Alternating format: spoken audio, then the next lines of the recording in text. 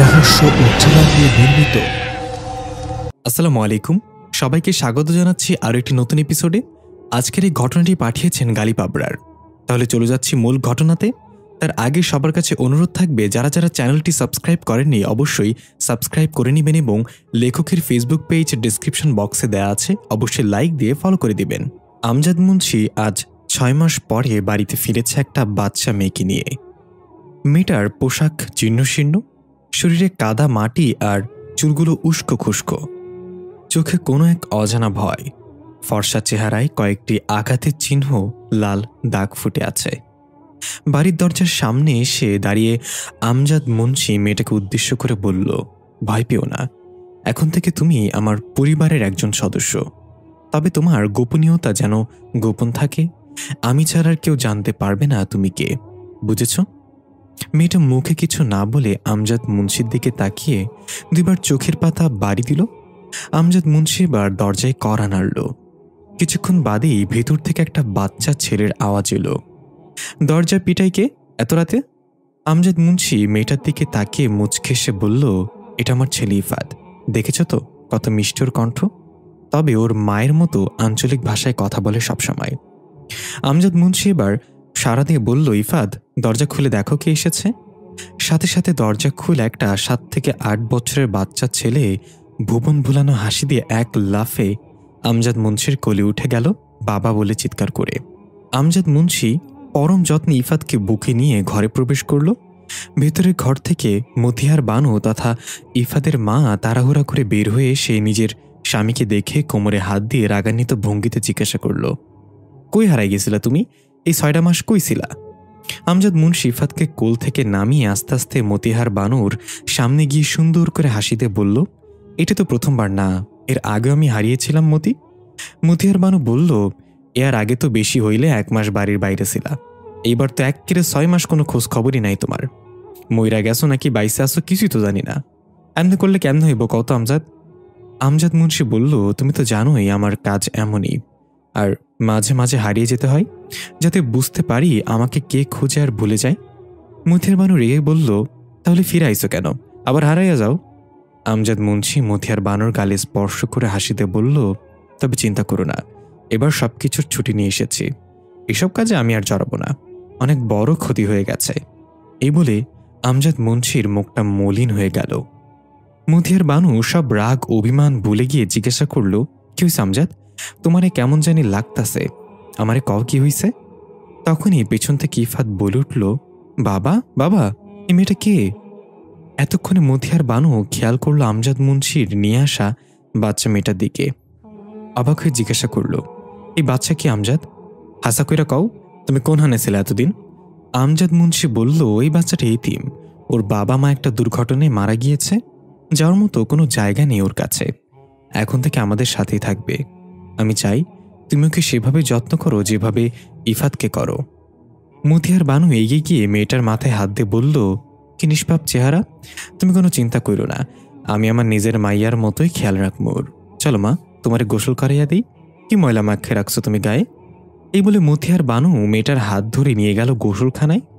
মতিহার বানু একজন নরম মনের মানুষ, খুব স্বামীভক্ত মহিলা, তবে বেশ সাহসী। মতিহার বানু যদি কাউকে ভয় পায় এই পৃথিবীতে, তাহলে সেটা তার স্বামী আমজাদ মুন্সি। এই ভয় হারিয়ে ফেলার ভয়। 6 মাস আগের কথা। মতিহার বানুর হঠাৎ করে ঘুম ভেঙে গেল মধ্যরাতে। পাশেই শুয়ে আছে আমজাদ মুন্সি, তার পাশে ইফাত তাকে জড়িয়ে ধরে ঘুমিয়ে আছে। মতিহার বানু এক কাত থেকে আরেক কাত হতেই খেয়াল করল বেলকনিতে জ্বলে থাকা 60 ওয়াটের হলুদ লাইটটা জ্বলছে আর নিভছে। হঠাৎ লাইটটা একদম বন্ধ হয়ে গেল। বেলকনিতে সম্পূর্ণ অন্ধকার ছেয়ে আর খাঁচায় পালিত টিয়া পাখিটার ডানা ঝাপটানোর শব্দ। মতিহার বানু ডাক দিল, হিমু। টিয়া পাখিটার নাম হিমু। হিমু কেমন আতঙ্ক ভরা কণ্ঠে বলল, কেউ এসেছে, কেউ এসেছে। মতিহার বানু এবার উঠে বসল, তারপর বেলকনির দিকে যাওয়ার জন্য খাট থেকে নামলো। তখন একটা ভারী কণ্ঠ ভেসে আসলো বেলকনি থেকে, আমজাদ, এ আমজাদ। সাথে অদ্ভুত মন কাড়া সুরের একটা হুইসেল। মতিহার বানু থমকে দাঁড়িয়ে গেল, কারণ এই কণ্ঠটা সে আগেও অনেকবার শুনেছে, এই হুইসেলটাও খুব পরিচিত তার। এটার কেউ না, বরং আমজাদ মুন্সির ঘনিষ্ঠ বন্ধু জুলফিকার এবং সে একজন জিন। তার সাহায্যে আমজাদ মুন্সি মানুষের চিকিৎসা করে। মতিয়ার বানু এবার ভয় না পেয়ে তাড়াতাড়ি গিয়ে আমজাদ মুন্সিকে ডেকে তুলে বলল, জুলফিকার এসেছে। আমজাদ মুন্সি উঠে হন্তদন্ত হয়ে বেলকনিতে চলে গেল। অদ্ভুত ভাষায় কিছু কথোপকথন ভেসে এলো। প্রায় মিনিট 10 কথোপকথন শেষে আমজাদ মুন্সি চিন্তিত চেহারায় রুমে এসে বলল, মতিহার, আমায় যেতে হবে। মতিহার বানু বলল, ও আর নতুন কি, যতবার এই তোমার বন্ধু এসে ততবারই তুমি বাড়ি থেকে বাইর হইছ, তাই এবার কয়দিন লাগে যাইবা, কয় সিল্লা দিবা? আমজাদ মুন্সি একটু হেসে বলল, হতে পারে আর নাও ফিরে আসতে পারি। কথা শেষ না হতেই দৌড়ে এসে আমজাদ মুন্সির মুখ চেপে ধরে মতিহার বানু বলল, অমন কথা মুখে আনবা না কইয়া দিলাম। আমজাদ মুন্সি মুখ থেকে হাত সরিয়ে হাতে চুমু খেয়ে বলল, তো কোথায় আনবো? কথা বলার একমাত্র যন্ত্রতেই মুখই। এই বলে আমজাদ মুন্সি ছেলে ইফাদের কপালে চুমু খেয়ে কিছু প্রয়োজনীয় জিনিসপত্র নিয়ে মতিহার বানুর কাছ থেকে বিদায় নিয়ে বের হয়ে গেল বাড়ি থেকে। আবার ফিরে আসলেই 6 মাস পরে একটা বাচ্চা মেয়েকে নিয়ে। বাচ্চা মেয়েটা রাতের বেলা বেলকনিতে বসে আছে কাঠের টুলের ওপর পা ঝুলিয়ে। গোসল করে ইফাদের গেঞ্জি আর পাজামা পরিয়ে দিয়েছে মতিহার বানু। বেলকনিতে গ্রিলের ফাঁকা দিয়ে রুটির মতো গোল চাঁদটা দেখা যাচ্ছে। মেয়েটা এক দৃষ্টিতে চাঁদের দিকে তাকিয়ে আছে। পেছন থেকে ইফাদের এসে গলা খাকুনিতে বলল, তুমি কি আমার বন্ধু হবা? মেয়েটা চমকে গিয়ে পেছনে ফিরে কিছুক্ষণ অদ্ভুতভাবে ইফাদের দিকে তাকিয়ে থেকে আবার চাঁদের দিকে তাকালো। ইফাত পাশে বসে বলল, তুমি কি বোবা? মেয়েটা এবার মুখ খুলল। শুধু কি বোবা মানুষে কথা বলতে পারে না, মরা মানুষও তো কথা বলতে পারে না। ইফাত মুখে হাত দিয়ে অবাক হওয়ার ভান করে বলল, ওমা, তাহলে কি তুমি মইরা গেছো? মেয়েটা বলল, আমি মারা গেলে কথা বলছি কিভাবে? হাদারামের ঢেকি। ইফাত বলল, তাও তো ঠিক, কিন্তু এই হাদারামের ঢেকিটা আবার কি? মেয়েটা শুকনো মুখে একটা হাসিতে বলল, হাদারামের ঢেকি মানে হচ্ছে অনেক জ্ঞানী। ইফাত একটু খুশি বলল, তার মানে আমি অনেক জ্ঞানী? এটা তো কিছুই না, বুঝছো? আমার বাবা আমার চেয়েও বড় হাদারামের ঢেকি, বাবা অনেক কিছু জানে। মেয়েটা এবার খিলখিল করে হেসে মনে মনে বলল, এই মানুষ জাতি এত বোকা হয় কেন? অবশ্য বোকা হয় ভালো, কারণ ঠকানোর চেয়ে ঠকে যাওয়া উত্তম। ইফাত মেয়েটাকে চুপ থাকতে দেখে বলল, আমার কেন জানি মনে হয় তুমিও অনেক বড় হাদারামের ঢেকি। মেয়েটা থতমত খেয়ে বলল, আরে না, আমি কিছুই জানি না, এমনকি আমার নামও জানি না। ইফাত বলল, কি কও, তুমি তোমার নাম জানো না? আচ্ছা, তাহলে আমি তোমার একটা নাম দেই। মেয়েটা খুব সুন্দর করে হাসি দিয়ে বলল, তুমি আমাকে নাম দিবে? ঠিক আছে দাও, তবে পছন্দ না হলে চিমটি খেতে হবে তোমাকে। ইফাত বলল, চিমটি কেন? আচ্ছা দেখি তোমার হাতের নখ। এই বলে মেয়েটার হাতের দিকে তাকিয়ে ইফাত হাসিতে বলল, ঠিক আছে, আমি রাজি, তোমার নখ ছোট ছোট আছে। মেয়েটা অদ্ভুত একটা হাসি দিয়ে বলল, পরে কথা ঘোরাতে পারবো না কিন্তু। ইফাত বলল, আচ্ছা, তাহলে তোমার নাম আজকে থেকে মাইকেল মধুসূদন দত্ত। কি নামটা কেমন, অনেক সুন্দর তাই না? এই বলে চোখের ভ্রু কয়েকবার উঁচু নিচু করল ইফাত। মেয়েটা কটমট করে তাকিয়ে জোরপূর্বক মুখে হাসি এনে বলল, হ্যাঁ অনেক সুন্দর, এত সুন্দর যে এখন আমার মেয়ে হওয়া নিয়ে সন্দেহ হচ্ছে। ইফাত ভয় ভয় চোখে হাত এগিয়ে দিয়ে বলল, আসতে দিও চিমটি। মেয়েটা ইফাতকে বলল, চোখ বন্ধ করো। ইফাত চোখ বন্ধ করলে আমরা দেখতে পাই মেয়েটার নখ আপনা আপনি বড় হয়ে গেল ডাইনিদের মতো। চোখ থেকে মনে গায়েব হয়ে সম্পূর্ণ কালো রং ধারণ করল। ইফাতকে সজোরে চিমটি কাটলে ইফাত চিৎকার করে উঠল। মেয়েটা ততক্ষণে স্বাভাবিক হয়ে গিয়েছে। ইফাত হাত দোলতে দোলতে বলল, এই তোমার হাত দেখি। ওই তো, ছোট্ট নখে এমন দামড়া চিমটি কেমনে দিলে? মেয়েটা হাসতে হাসতে হাত এগিয়ে দিয়ে বলল, দেখো আমার নখ তো ছোট। ইফাত বলল, তাহলে এত ব্যথা পাইলাম কেন? মা গো, এনো জ্বলতেছে। এই হাত দিয়া সকালে হুসো কেমনে, জ্বললা যায় না? মেয়েটা ধমক দিয়ে বলল, বেশি কথা বললে আবার দিব। আর শোনো, আমার নাম রাখা লাগবে না, আমার নাম তোফা। ইফাত খেয়াল করল তোফার গলায় একটা তাবিজ ঝুলানো। ইফাত সেটা টাচ করতে নিলে তোফা থাপ্পড় মেরে ইফাদের হাত সরিয়ে দিয়ে বলল, এটা ধরবে না কখনো। ইফাত বলল, এটা কি আর তাবিজ? তোফা কিছু বলে বলে ভাবতে লাগলো এই বাড়িতে আসার কিছুক্ষণ আগের কথা। আমজাদ মুন্সি তোফার গলায় তাবিজটা বেঁধে দিয়ে বলেছে, শোনো, জীবন হারিয়ে ফেললেও সমস্যা নেই, কিন্তু এই তাবিজ কখনো যেন না হারায়, তাহলে সে তোমাকে খুঁজে বের করে ফেলবে। এই তাবিজ তোমাকে তার কাছ থেকে লুকিয়ে রাখবে, এটা কখনো হারানো যাবে না। ইফাত তোফাকে চুপচাপ দেখে আবারও জিজ্ঞাসা করল, কাও না, এটা কি এর তাবিজ? তোফা বলল, সব জেনে গেলে বন্ধু শত্রু হয়ে যায়, বুঝেছ হাদারাম? 15 বছর পর একটা মেয়ে স্কুটি চালিয়ে যাচ্ছে। এটাই সেই ছোট্ট তোফা, এখন বেশ পরিপক্ক আর যথেষ্ট সুন্দরী। দূরে দেখা গেল কয়েকজন পুলিশ একটা ছেলেকে কান ধরে উঠবস করাচ্ছে। তোফা স্কুটি থামিয়ে ভালো করে দেখে বলল, আরে এটা তো ইফাদ। পুলিশের ঝামেলায় ফাঁসলো কিভাবে আবার? এই হাদারামকে নিয়ে আর পারা গেল না। ঝামেলা যদি কোনো চেহারা থাকতো তাহলে সেটা হয়তো ইফাদ। সব সময় কোনো না কোনো ঝামেলা ফেসে থাকবেই। এই বয়সে মানুষ প্রেমে পড়ে, আর এই ছেলে শুধু ঝামেলায় পড়ে। তোফা স্কুটি সাইডে করে সেদিকে এগিয়ে যেতে লাগলো। দূর থেকে ইফাদ তোফাকে দেখে শার্টের কলার দিয়ে মুখ ঢেকে বলল, হাই হাই, যেখানে বাঘের ভয় ওইখানেই রায় তয়। ইজ্জত মনে আজকে নিলামে উঠব। পুলিশ ধমক দিয়ে বলল, ওই থামলি কেন? মাত্র 55 বার হয়েছে, আরও 45 বার কান ধরে উঠবস কর। এর মাঝেই তোফা সেখানে এসে বলল, এই তোমাকে সে কখন বাজারে পাঠিয়েছি পাঙ্গাস মাছ কিনতে, আর তুমি কিনা এখানে পুলিশের সাথে আড্ডা দিচ্ছ? আক্কেল জ্ঞান হবে কবে তোমার? পুলিশ জিজ্ঞাসা করল, ইনি আপনার কি হয়? একসাথে ইফাদ আর তোফা বলে উঠল। তোফা বলল জামাই, ইফাদ বলল বন্ধু। পুলিশ মাথা চুলকে বলল, আই, একজন বলে জামাই আরেকজন বলে বন্ধু? ইফাদ বলল, জামাই মানে কিরে বাল, কি কসিগুলো? তোফা বলল, তুমি চুপ করো। সামান্য একটু ঝগড়া হয়েছে তাই বলে আমাকে সোজা অস্বীকার করে নিচ্ছ? আজকে বাসায় নিয়ে নেই, তারপর বোঝাবো আমি। ইফাদ কিছু বুঝতে পারল না। পুলিশ বলল, আচ্ছা ঝগড়া হইয়া বের হইছে, তাই তো বলি ব্যাটার মাথা খারাপ হলো কেমনে। তোফা বলল, কি করেছো? কান ধরে উঠবস করাচ্ছেন কেন? পুলিশ বলল, আমরা প্ল্যান করছিলাম একটা অসাধু চক্রকে ধরার জন্য। আমাদের মাঝে একজন কথায় কথায় বলেছিল, এবার আমরা ইটের জবাব পাথর দিয়ে দিব। আপনার এই গুণধর জামাই পাশ দিয়ে যাওয়ার সময় এটা শুনে বলে যে বন্দুক বিক্রি করে দিচ্ছেন নাকি, ইট পাথরের সাহায্য নিচ্ছেন। ইফাত তোফার দিকে তাকিয়ে বলদের মতো হেসে বলল, তিজা আর মাত্র 45 বার উদ্বস করলেই হইব, আমি করে নিব, সমস্যা নেই।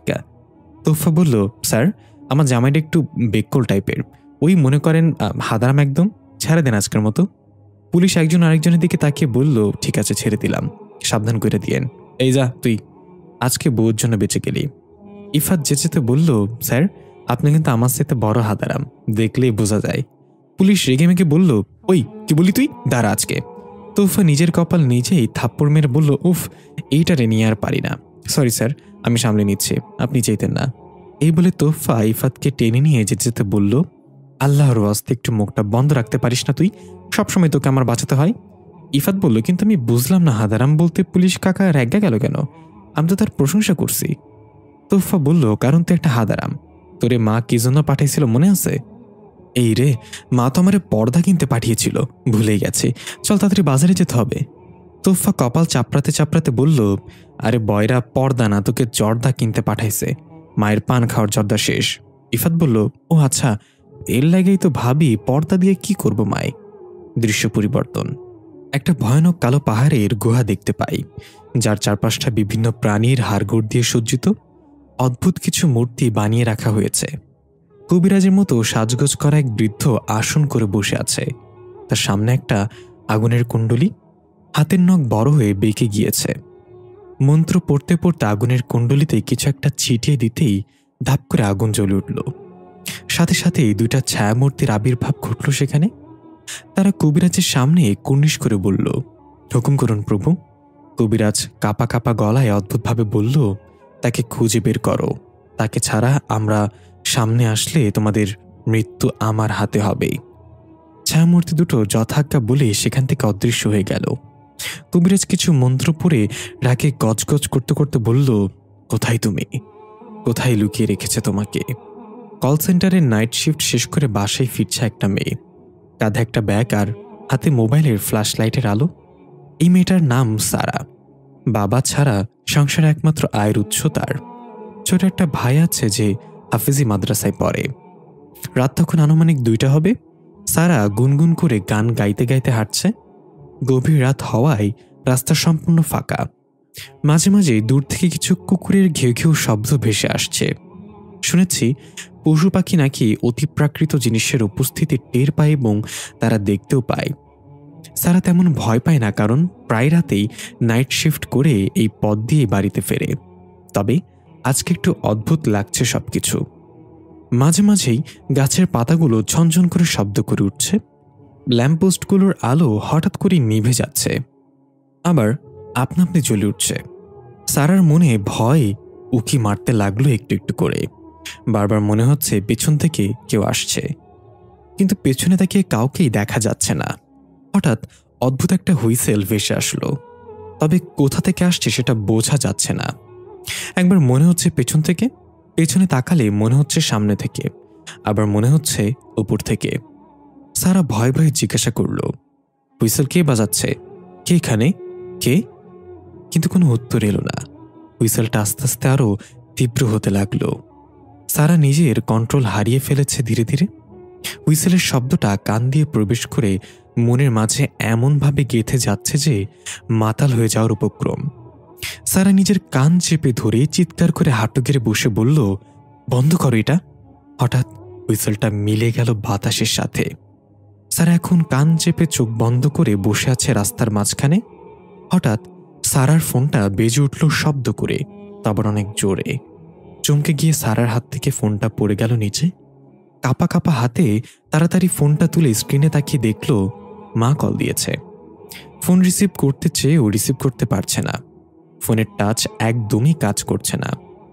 সারা বারবার বলছে, রিসিভ হয়ে যা প্লিজ প্লিজ। অবশেষে রিসিভ হলে সারা তাড়াতাড়ি ফোন কানে দিয়ে কান্না করে বলল, আম্মু, আমি অনেক বিপদে পড়েছি। ওপাশ থেকে আম্মু অস্থির হয়ে বলল, কি হয়েছে সারা?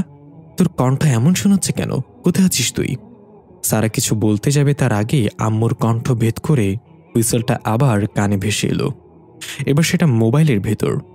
সারা ডাকছে বারবার, আম্মু, আম্মু, কথা বলো।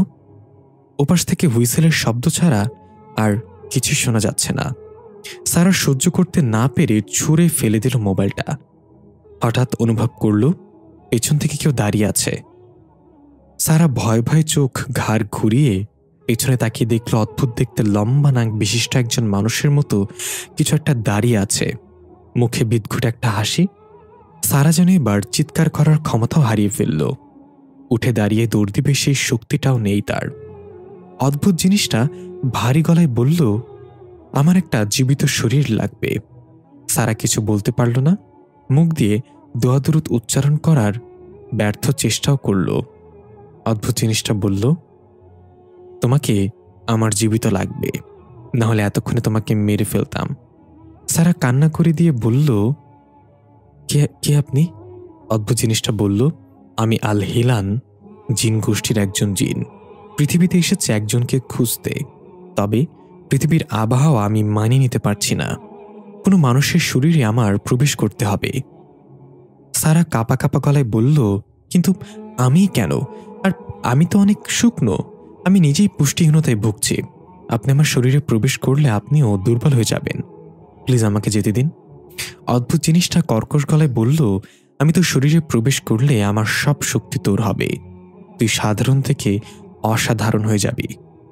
সারা এবার নিজেকে একটু স্বাভাবিক করে বলল, আপনি তো চাইলে এমনিতেই আমার মাঝে প্রবেশ করতে পারেন, তাহলে এসব ভয়টই দেখে আমার সামনে এসে কিসের অপেক্ষা করছেন?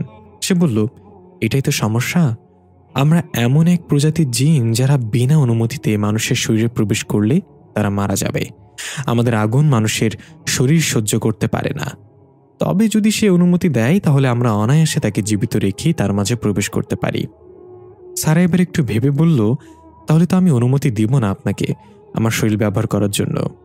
সে অদ্ভুত একটা হাসি দিয়ে বলল, তাহলে মর, আমার শরীরের অভাব হবে না।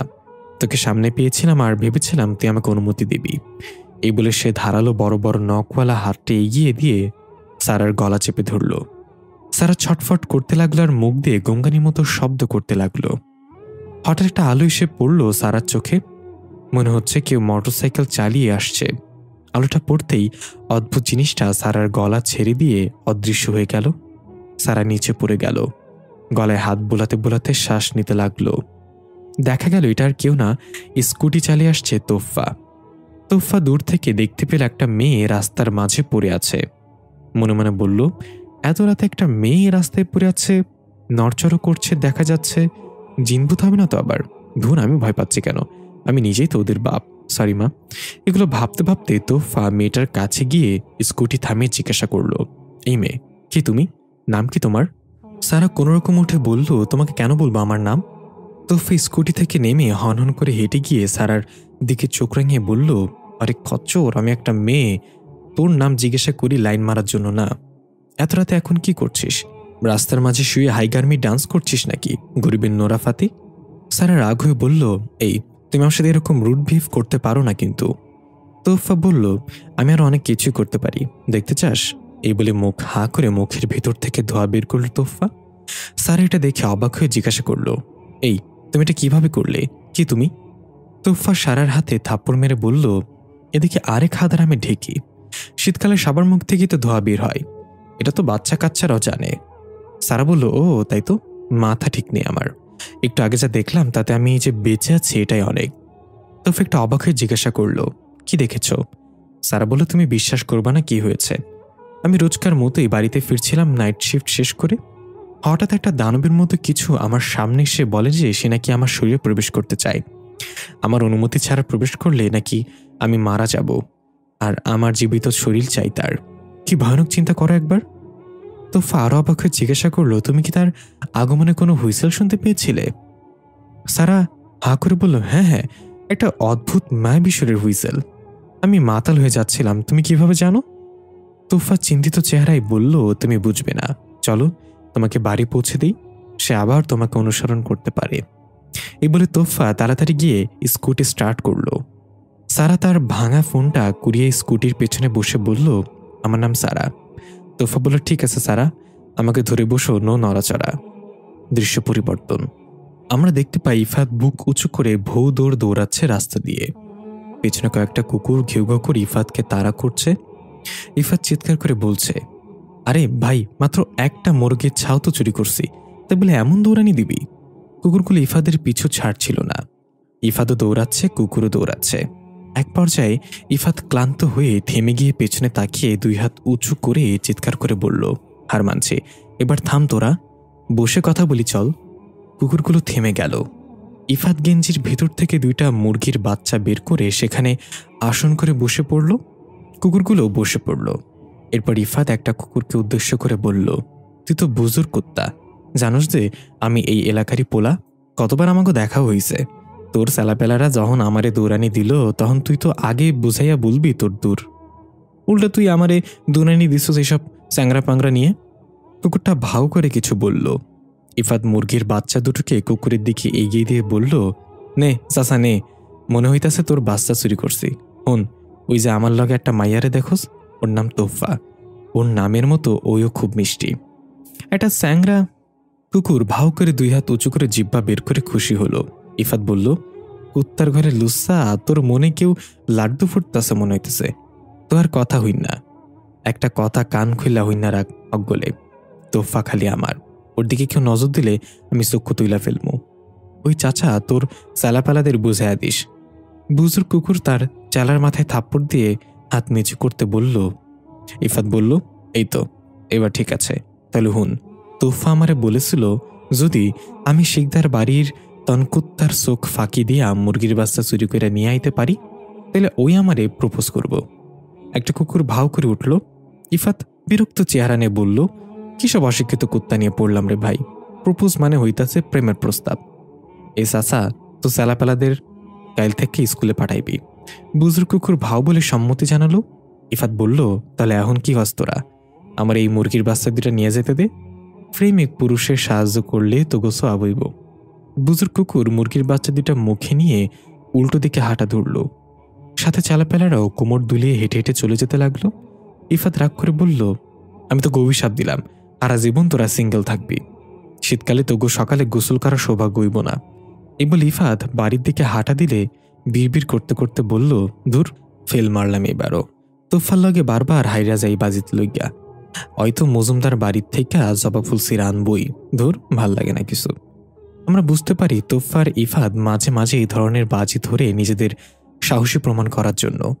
এবারে বাজি ছিল ইফাতকে শিকদার বাড়ি থেকে মুরগির বাচ্চা নিয়ে আসতে হবে, যেখানে পাহারায় কয়েকটা কুকুর থাকে, আর তোফাকে নিয়ে আসতে হবে মজুমদার বাড়ি থেকে জবা ফুল, যেখানে পাহারায় থাকে সাপ। ইফাত মন খারাপ করে হাঁটছে, তখনই একটা অদ্ভুত হুইসেল ভেসে আসলো কোথা থেকে যেন। ইফাত থমকে দাঁড়ালো, আশেপাশে তাকিয়ে হুইসেলের উৎস খুঁজতে লাগলো। মনে হচ্ছে ওই গাছের পেছন থেকে আসছে। ইফাত আস্তে আস্তে এগিয়ে গেল সেদিকে। সেখানে পৌঁছাতেই হুইসেলটা মিলিয়ে গেল বাতাসে। ইফাত ধীরে ধীরে গাছের পেছনে তাকিয়ে দেখল কেউ একজন মুখ থুবড়ে পড়ে আছে। ইফাত তাড়াতাড়ি গিয়ে তাকে সোজা করে বলে উঠল, আরে এটা তো কাইয়ুম। বন্ধু, কি হয়েছে তোর? এভাবে পয়রা রইছিস কেন? উঠ। কাইয়ুম চোখগুলো ঝাপটাতে ঝাপটাতে উঠে দাঁড়িয়ে বলল, কে? ইফাত নাকি? বন্ধু, আমার অনেক ভয় করতেছে, কি যেন ঢুকছে আমার ভেতরে, আমার বাসা বন্ধু। ইফাত বলতে যাবে কি হয়েছে, তখনই কাইয়ুমের রূপ বদলে গেল। চোখগুলো লাল টকটকে হয়ে মুখ দিয়ে লালা ঝরতে লাগলো। হিংস্র জন্তুর মতো গড়গড় করে শব্দ করে এক হাতে ইফাতকে উঁচু করে ধরে বলল, তুই আমাকে কোনো সাহায্য করতে পারবি না, চলে যা এখান থেকে। এই বলে ইফাতকে ছুঁড়ে ফেলে দিল। ইফাত গিয়ে রাস্তার অন্য পাশে ঝোপঝাড়ের মাঝে আছড়ে পড়ল। কুকরাতে কুকরাতে উঠে তাকিয়ে দেখল সেখানে কেউ নেই। আরে কাইয়ুম তো এখানেই ছিল, গেল কোথায়? ইফাত ভয়ের চেয়ে বেশি অবাক হলো কাইয়ুমের এই রূপ দেখে। কি হয়ে গেল এটা? কাইয়ুম ছিল নাকি কাইয়ুমের রূপ ধরে অন্য কেউ ছিল? ইফাত একাই বলল, কাইয়ুম রে আমি সেই পিসিকাল থেকে চিনি, ওই আমার বন্ধু, কিন্তু আজকে যারে দেখলাম এই তো কাইয়ুম হইতে পারে না। দৃশ্য পরিবর্তন। একটা সাদা ফোরাক পরা পরীর মতো যুবতী মেয়ে, সাথে আমাদের সেই ছোট্ট তোফা। যুবতী মেয়েটাকে তোফা আম্মি বলে সম্বোধন করছে। তোফার গালে চুমু খেয়ে এসে তোফাকে দুই হাতে ধরে উঁচু করে চারিদিক ঘোরাতে লাগলো। দুজনেই বেশ হাসি খুশি। তোফা হাসতে হাসতে বারবার বলছে, আমি পড়ে যাব, আমি নামাও, আমাকে পড়ে যাব, নামাও। তখনই দৃশ্য বর্তমানে ফিরে আসে। আমরা দেখতে পাই স্কুটির পেছনে থেকে সারা বলছে, এই থামাও থামাও। তোফা তার ঘর ভেঙে স্কুটি কষে ব্রেক করে বলল, কি হয়েছে, থামাতে বললে কেন? সারা স্কুটি থেকে নেমে বলল, আমার বাসা এসে গেছে। তোফা বলল, বাসা আসেনি, আমরা বাসার কাছে এসেছি। আচ্ছা, তাহলে এটা তোমার বাসা, চিনে রাখলাম, কখনো দাওয়াত দিও, সময় পেলে অবশ্যই আসবো। স্যার একটু হেসে বলল, এনি টাইম, তোমার জন্য আজকে হয়তো জানে বেঁচে গিয়েছি, ধন্যবাদ তোমাকে। তোফা একটু মুচকে হাসলো। সারা বাই বলে যেতে লাগলো বাসায়। তোফা ডাক দিয়ে বলল, শোনো সারা। সারা ফিরে তাকালে তোফা বলল, সে কি তোমায় আল হিলান গোষ্ঠীর জিন বলে পরিচয় দিয়েছিল? সারা বলল, হ্যাঁ, এমন কিছু বলেছিল। তুমি সব কিভাবে জানলে? হুইসেল সম্পর্কেও জানো? তুমি কি তার সামনাসামনি হয়েছিলে নাকি? তোফা সারার কথা এগিয়ে বলল, নিজের খেয়াল রেখো, আর আজকে যা হয়েছে তা ভুলে যাও, কারোর সাথে শেয়ার করো না। সারা কিছু বলার আগেই তোফা স্কুটি টান দিয়ে চলে গেল। সারা কিছু বুঝতে না পেরে মাথা চুলকে বাসার ভিতর চলে গেল। আমরা দেখতে পাই সারাদের বাসার সামনের ল্যাম্পপোস্টটা নিভু নিভু করতে করতে টাস করে ভেঙে গেল এবং একটা সাদা অবয়ব রাস্তার মাঝখানে এসে দাঁড়িয়ে গড়গড় শব্দ করতে লাগলো। পরক্ষণে অবয়বটা হেলে দুলে সারাদের বাসার দিকে যেতে লাগলো। তোফা স্কুটি থেকে এসে থামলো বাড়ির গেটে। ইফাত মুখ মলিন করে হাঁটতে হাঁটতে আসলো। তোফা ইফাদের মাথায় টোক্কা দিয়ে বলল, কি রে হাদারাম, আজকে হেরে গেলি? ইফাত বলল, তুই আনছো যাওয়া ফুল। তোফা ফুলটা বের করে ইফাদের দিকে এগিয়ে দিয়ে বলল, তুই জানিস না, তোফা যেটা বলে সেটাই করে, তোফার কথায় কখনো নড়চড় হয় না। ইফাত ফুলটা হাতে নিয়ে বলল, তুই এগুলো কেমনে করো শাকচুন্নি? আমি কুত্তার হাতে ধরা পইরা মুরগিও আনতে পারলাম না, আর তুই হাপে পেঁচাইয়া থাকা ফুল গাছের তন কেমনে ফুল ছিঁড়ে আনলি? তোফা আস্তে আস্তে বলল, এখন তুই বুঝবি না। কিরে, তোর গালেটা কিসের দাগ? পড়ে গিয়েছিলে নাকি রাস্তায়? ইফাত গালে হাত দিয়ে বুঝতে পারল চামড়া ছিলে গিয়েছে, তখন ঝোপঝাড়ের মাঝে পড়ে গিয়ে। ইফাত বলল, আর কইস না, গ্যাং অফ কুত্তার লাগে বৈঠক শেষ করে যখন ফিরে আইতেছিলাম তখন দেখি আমার বন্ধু কাইয়ুম গাছের সিপাই পইরা আছে। ওর ওইটাইতা জিগাইলাম, কি হইছে? ওই আমার উপর খিপা গেল কেন বুঝলাম না, আমার ধুইরা কাগজের তন বইল্লা ফালাইয়া দিল। কথা শুনে তোফা ইফাদের গালের আঘাতের জায়গাটা একটু হাত বুলে দিয়ে বলল, ও কিছু না, হয়তো নেশা করা অবস্থায় ছিল। ইফাত তোফার কানে ফিসফিস করে বলল, হুন, আমার মনে হয় ওইটা কাইয়ুমের রূপে ভূত আসিল। তুই আমারে সারা রাইতে বাইরে যাবি না আর কখনো, আমি তোর রক্ষা করবো সবকিছু থেকে। তোফা একটু অবাক হওয়ার ভান করে বলল, কস কি হাদারাম, তাইলে আমাগো এলাকায় জিনভূতের আবির্ভাব ঘটছে? ইফাত কনফিডেন্সের সাথে বলল, তাহলে আর কি কইতেছি তোরে, আমি নাহলে এসবে ডরাই না, তুই তো মাইয়া মানুষ, আমি তো বুঝি তুই ডরাস, এই যে এখনো ডরে কাঁপতাছুস। তোফা ইফাতকে ধাক্কা মেরে বলল, সর দূরে যা, আমি শীতে কাঁপছি, ডরে না। আর মনে কর আজকে তোকে যদি সে মেরে ফেলতো তাহলে কি হতো? আমি তো বিধবা হয়ে যেতাম। ইফাত ভয় পেয়ে বলল, ধুর, কিসব অলক্ষণে কথা কস তুই, এত তাড়াতাড়ি আমি মরুম কেন? হুন, আমার মরতে দেরি আছে। তোফা আস্তে আস্তে বলল, মৃত্যুর কথা শুনলে তুই এত ভয় পাস কেন হাদারাম? ইফাত তোফার একদম কাছে এসে গালে লেপ্টে থাকা চুলগুলো কানের পেছনে নিয়ে মুচকে এসে বলল, আমি নিজের হারাইয়া ফেলার জন্য ডরাই না, মরে গেলে যে তোরে হারাইয়া ফেলমু সেজন্য ডরাই। কেন, তুই ডরাস না মরণ রে? তোফা বলল, আমি মৃত্যুকে ভয় পাই না, বেঁচে থাকতে ভয় পাই। মানুষ শুধু শুধুই মৃত্যুকে ভয় পায়, অথচ কষ্ট তো দেয় জীবন। ইফাত বলল, তোর এই রহস্যময় কথা মাঝে মধ্যে আমার মাথায় ঢুয়ে না, তো একটা কথা কই, আমি এখনো বুঝতে পারলাম না। কথা শেষ না হতে তোফা বলল, একটা কথা, আমার তো মনে হয় তুই কোনো কথাই বুঝিস না হাদারাম। ইফাত ভ্রুকুচকে বলল, চুপ কর, আমি অনেক কিছু বুঝি।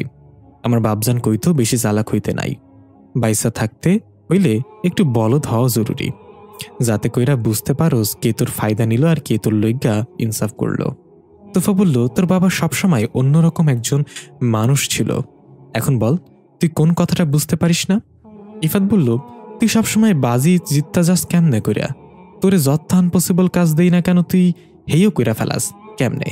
তোফা বলল, এটা তো আমার সিক্রেট হাদারাম, সময় হলেই জানতে পারবি। দৃশ্য পরিবর্তন। আমরা দেখতে পাই সারা বাসায় পৌঁছে তার মাকে সব ঘটনা খুলে বলছে।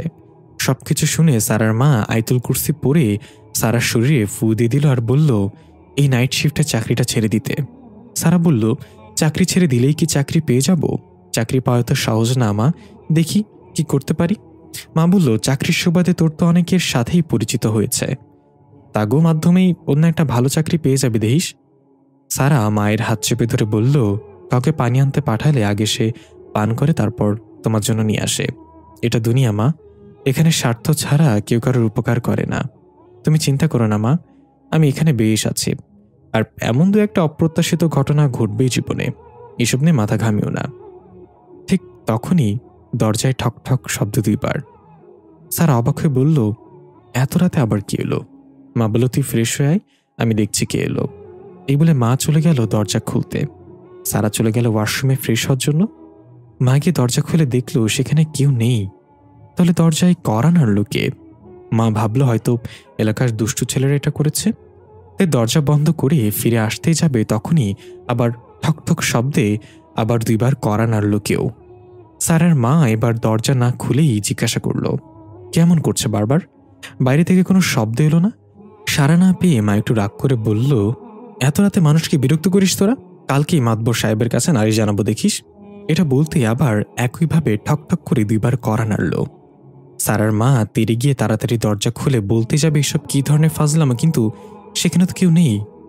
সারার মা এবার একটু ভয় পেল, কারণ দুষ্ট ছেলেরা যদি এটা করতো তাহলে এইটুকু সময়ের মাঝে কোথাও লুকিয়ে যাওয়া অসম্ভব।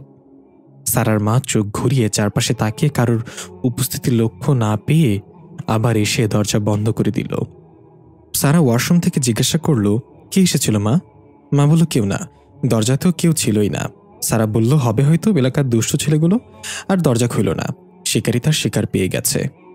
শেষের কথাটা শুনে সারার মা অবাক হয়ে জিজ্ঞাসা করতে যাবে এটা কি ধরনের কথা, তখনই কিচেন থেকে সারার কণ্ঠ, মা আজকে এগুলো কি রান্না করছো? তোমাকে না বলেছিলাম ছোট মাছ টমেটো দিয়ে ভুনা করতে, তুমি মুরগির মাংস রান্না করে রেখেছ। সারার মা চমকে গিয়ে তাড়াতাড়ি হেঁটে কিচেনে গিয়ে দেখল সারা কোমরে হাত দিয়ে বিরক্তি নিয়ে দাঁড়িয়ে আছে, রান্না মন মতো হয়নি বলে। সারার মা কাপা কাপা গলায় বলল, সারা তুই এখানে কখন এলি? সারা বলল, কখন আবার? ফ্রেশ হয়ে আমি সোজা কিচেনে চলে এসেছি। তুমি জানো না আমি মাংস পছন্দ করি না, তবুও কেন এসব রান্না করে রেখেছ? আর কি এসেছিল তখন দরজায় কড়া নাড়ল? সারার মা ভয় পেয়ে ওয়াশরুমের দিকে তাকিয়ে বলল, তুই এখানে থাকলে তাহলে ওয়াশরুমে কে? সারা বলল, মানে ওয়াশরুমে আবার কে থাকবে? মাথা ঠিক আছে তোমার? তখনই ওয়াশরুমের পানির কলটা চালু হয়ে ফুসফুস করে পানি পড়ার আওয়াজ এলো। এবার সারা আর মা দুজনেই বেশ ভয় পেল। সারা বলল, কি হচ্ছে মা এগুলো? মা ভয় ভয়ে বলল, আল্লাহ জানে কোন বিপদ সাথে করে নিয়ে এসেছিস তুই। সারা বলল, চলো কি দেখি। সারা এবং সারার মা এক পা দুই পা করে এগিয়ে যেতে লাগলো ওয়াশরুমের দিকে। মা দোয়া দরুদ পড়ছে বিড়বিড় করে। ওয়াশরুমের দরজার সামনে যেতেই পানির কল বন্ধ হয়ে গেল। এবার অন্যরকম একটা শব্দ আসতে লাগলো, যেমন কেউ সাবান দিয়ে শরীর মুড়িয়ে গোসল করছে। সারা তার মায়ের দিকে তাকিয়ে বলল, মা তুমি দরজা ধাক্কা দাও। সারার মা কাপা কাপা হাতে দরজা ধাক্কা দিলে আস্তে করে। দুজনে উঁকি মেরে তাকিয়ে দেখল ওয়াশরুম তো সম্পূর্ণ ফাঁকা, কেউ নেই সেখানে। পানির ট্যাপ থেকে এখনো ফোঁটায় ফোঁটায় পানি পড়ছে। তখনই আবার দরজায় নক, ঠক ঠক শব্দে দুজনেই চমকে গেল। সারার মা এগিয়ে গেল দরজা খুলতে। সারা তখনও ওয়াশরুমের দরজার সামনে দাঁড়িয়ে আছে। সারার মা বলতে লাগলো, কিছু একটা তো হচ্ছে।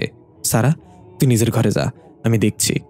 হঠাৎ সারা সেই হুইসেলটা শুনতে পেল। এবার সেটা একদম মৃদু আওয়াজে, মনে হচ্ছে ওয়াশরুমের বেসিনের মধ্যে থেকে আসছে। কিছু বুঝে ওঠার আগেই একটা সাদা ধোঁয়া এসে সারার শরীরের সাথে মিশে গেল। হুইসেলটাও বন্ধ হয়ে গেল। সারার পুরো শরীরে বৈদ্যুতিক ঝটকার মতো লাগলো। কেঁপে উঠল পুরো শরীর। চোখ বন্ধ করে রোবটের মতো বিনা নড়াচড়ায় একটা জায়গায় দাঁড়িয়ে রইল। হাতের মুষ্টি চেপে ধরল শক্ত করে। তখনই সারার মা গিয়ে আস্তে আস্তে দরজাটা খুলে ভয় কাটিয়ে হাসি মুখে বলল, জাকারিয়া, তুই এসেছিস? সারার ভাইয়ের নাম জাকারিয়া, যে হাফেজি মাদ্রাসায় পড়ে। জাকারিয়া সুন্দর করে সালাম দিয়ে ঘরে ঢুকে বলল, মাদ্রাসায় জায়গা জমি নিয়ে কিছু পুলিশ ঝামেলা হয়েছে মা, তাই অনির্দিষ্টকালের জন্য মাদ্রাসা বন্ধ। সব ঠিকঠাক হলে আবার যেতে বলেছে বড় হুজুর। আপু কোথায়? কাজ থেকে ফিরেনি এখনো? সারার মা ওয়াশরুমের দিকে ইশারা করে বলল, ওই তো তোর আপু। বাকি কিছুই বলল না জাকারিয়াকে। জাকারিয়া দেখল সারা নড়ছড়বিহীন চোখ বন্ধ করে হাতের মুষ্টি চেপে একভাবে দাঁড়িয়ে আছে। জাকারিয়া বলল, কি ব্যাপার মা? আপু এভাবে দাঁড়িয়ে আছে কেন? আগে তুমি বাসায় এলে দৌড়ে এসে আমাকে জড়িয়ে ধরতো, আজকে কি হলো? এই বলে জাকারিয়া এগিয়ে গেল সারার দিকে। এ আপু, আপু, দাঁড়িয়ে দাঁড়িয়ে ঘুমাচ্ছিস কেন? ঘোড়ার আত্মা ভর করেছে নাকি তোর উপরে? কিন্তু সারা কোনো রেসপন্স করল না, একইভাবে দাঁড়িয়ে রইল। জাকারিয়া গিয়ে সারার হাত ধরে ঝাড়া দিতেই চমকে গিয়ে থতমত খেয়ে সারা যেন নিজের হুঁশে ফিরল। কিরে জাকারিয়া, তুই কখন এলি? জাকারিয়া একটু অবাক হয়ে বলল, সে কখন থেকে তোকে ডাকছি আমি, একটু শুনতে পাসনি? কোন জগতে ছিল এতক্ষণ? সারা কিছু বলল না। জাকারিয়ার কথা এড়িয়ে গিয়ে বলল, যা ভাই, ফ্রেশ হয়ে আয়, তারপর একসাথে খাওয়া দাওয়া করবো। জাকারিয়া সারার হাত ধরে টেনে সোফায় গিয়ে বসে বলল, ফ্রেশ হবো মানে? আগে শোন আমি কি করেছি। সূরা ইয়াসিন পর্যন্ত হিফজ করা শেষ আমার। আচ্ছা, থেকে সূরা ইয়াসিন তেলাওয়াত করে শোনাই। সারা বারবার নিষেধ করা সত্ত্বেও জাকারিয়া সূরা ইয়াসিন তেলাওয়াত করতে শুরু করল। দেখা গেল সারার মাঝে কেমন এক অস্বস্তি কাজ করছে। সারা হাত চুলকাচ্ছে, মাথা চুলকাচ্ছে, আর আবার তেলাওয়াত বন্ধ করতে বলছে জাকারিয়াকে। দেখা গেল সারার হাতের চামড়ার ভেতর দিয়ে একটা পোকার মতো কিছু ছোটাছুটি করছে। চামড়ার উপর দিয়ে স্পষ্ট বোঝা যাচ্ছে সেটা। কিন্তু জাকারিয়া নাছোড়বান্দা, বোনকে তারা মুখস্থ করা সূরা ইয়াসিন শুনিয়েই ক্ষান্ত হবে। এক পর্যায়ে সারা নিজের মাথার চুল ধরে জোরে চিৎকার করে বলল, বন্ধ করে এটা, আর একটা শব্দ উচ্চারণ করবি না মুখ দিয়ে।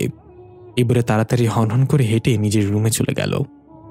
জাকারিয়া অবাক হয়ে মায়ের দিকে তাকিয়ে বলল, আপু এমন করলো কেন মা? প্রতিবার তো আমি আসলেই প্রথমে আমার মুখ থেকে কোরআন তেলাওয়াত শুনে তারপর আমাকে ফ্রেশ হতে পাঠাতো, তাহলে এবার কি হলো? মা বলল, জানি না বাপ, তুই যা, ফ্রেশ হয়ে আয়, টেবিলে খাবার দিচ্ছি, দেরি করিস না। জাকারিয়া অবাক চেহারা নিয়ে ফ্রেশ হতে চলে গেল। কিছুক্ষণ পর দেখা গেল খাবার টেবিলে বসে আছে সারা আর জাকারিয়া। সারার মা কিচেন থেকে খাবারের বাটিগুলো এনে নিজেও বসলো খাওয়ার জন্য। জাকারিয়া আর চোখে সারার দিকে তাকাচ্ছে।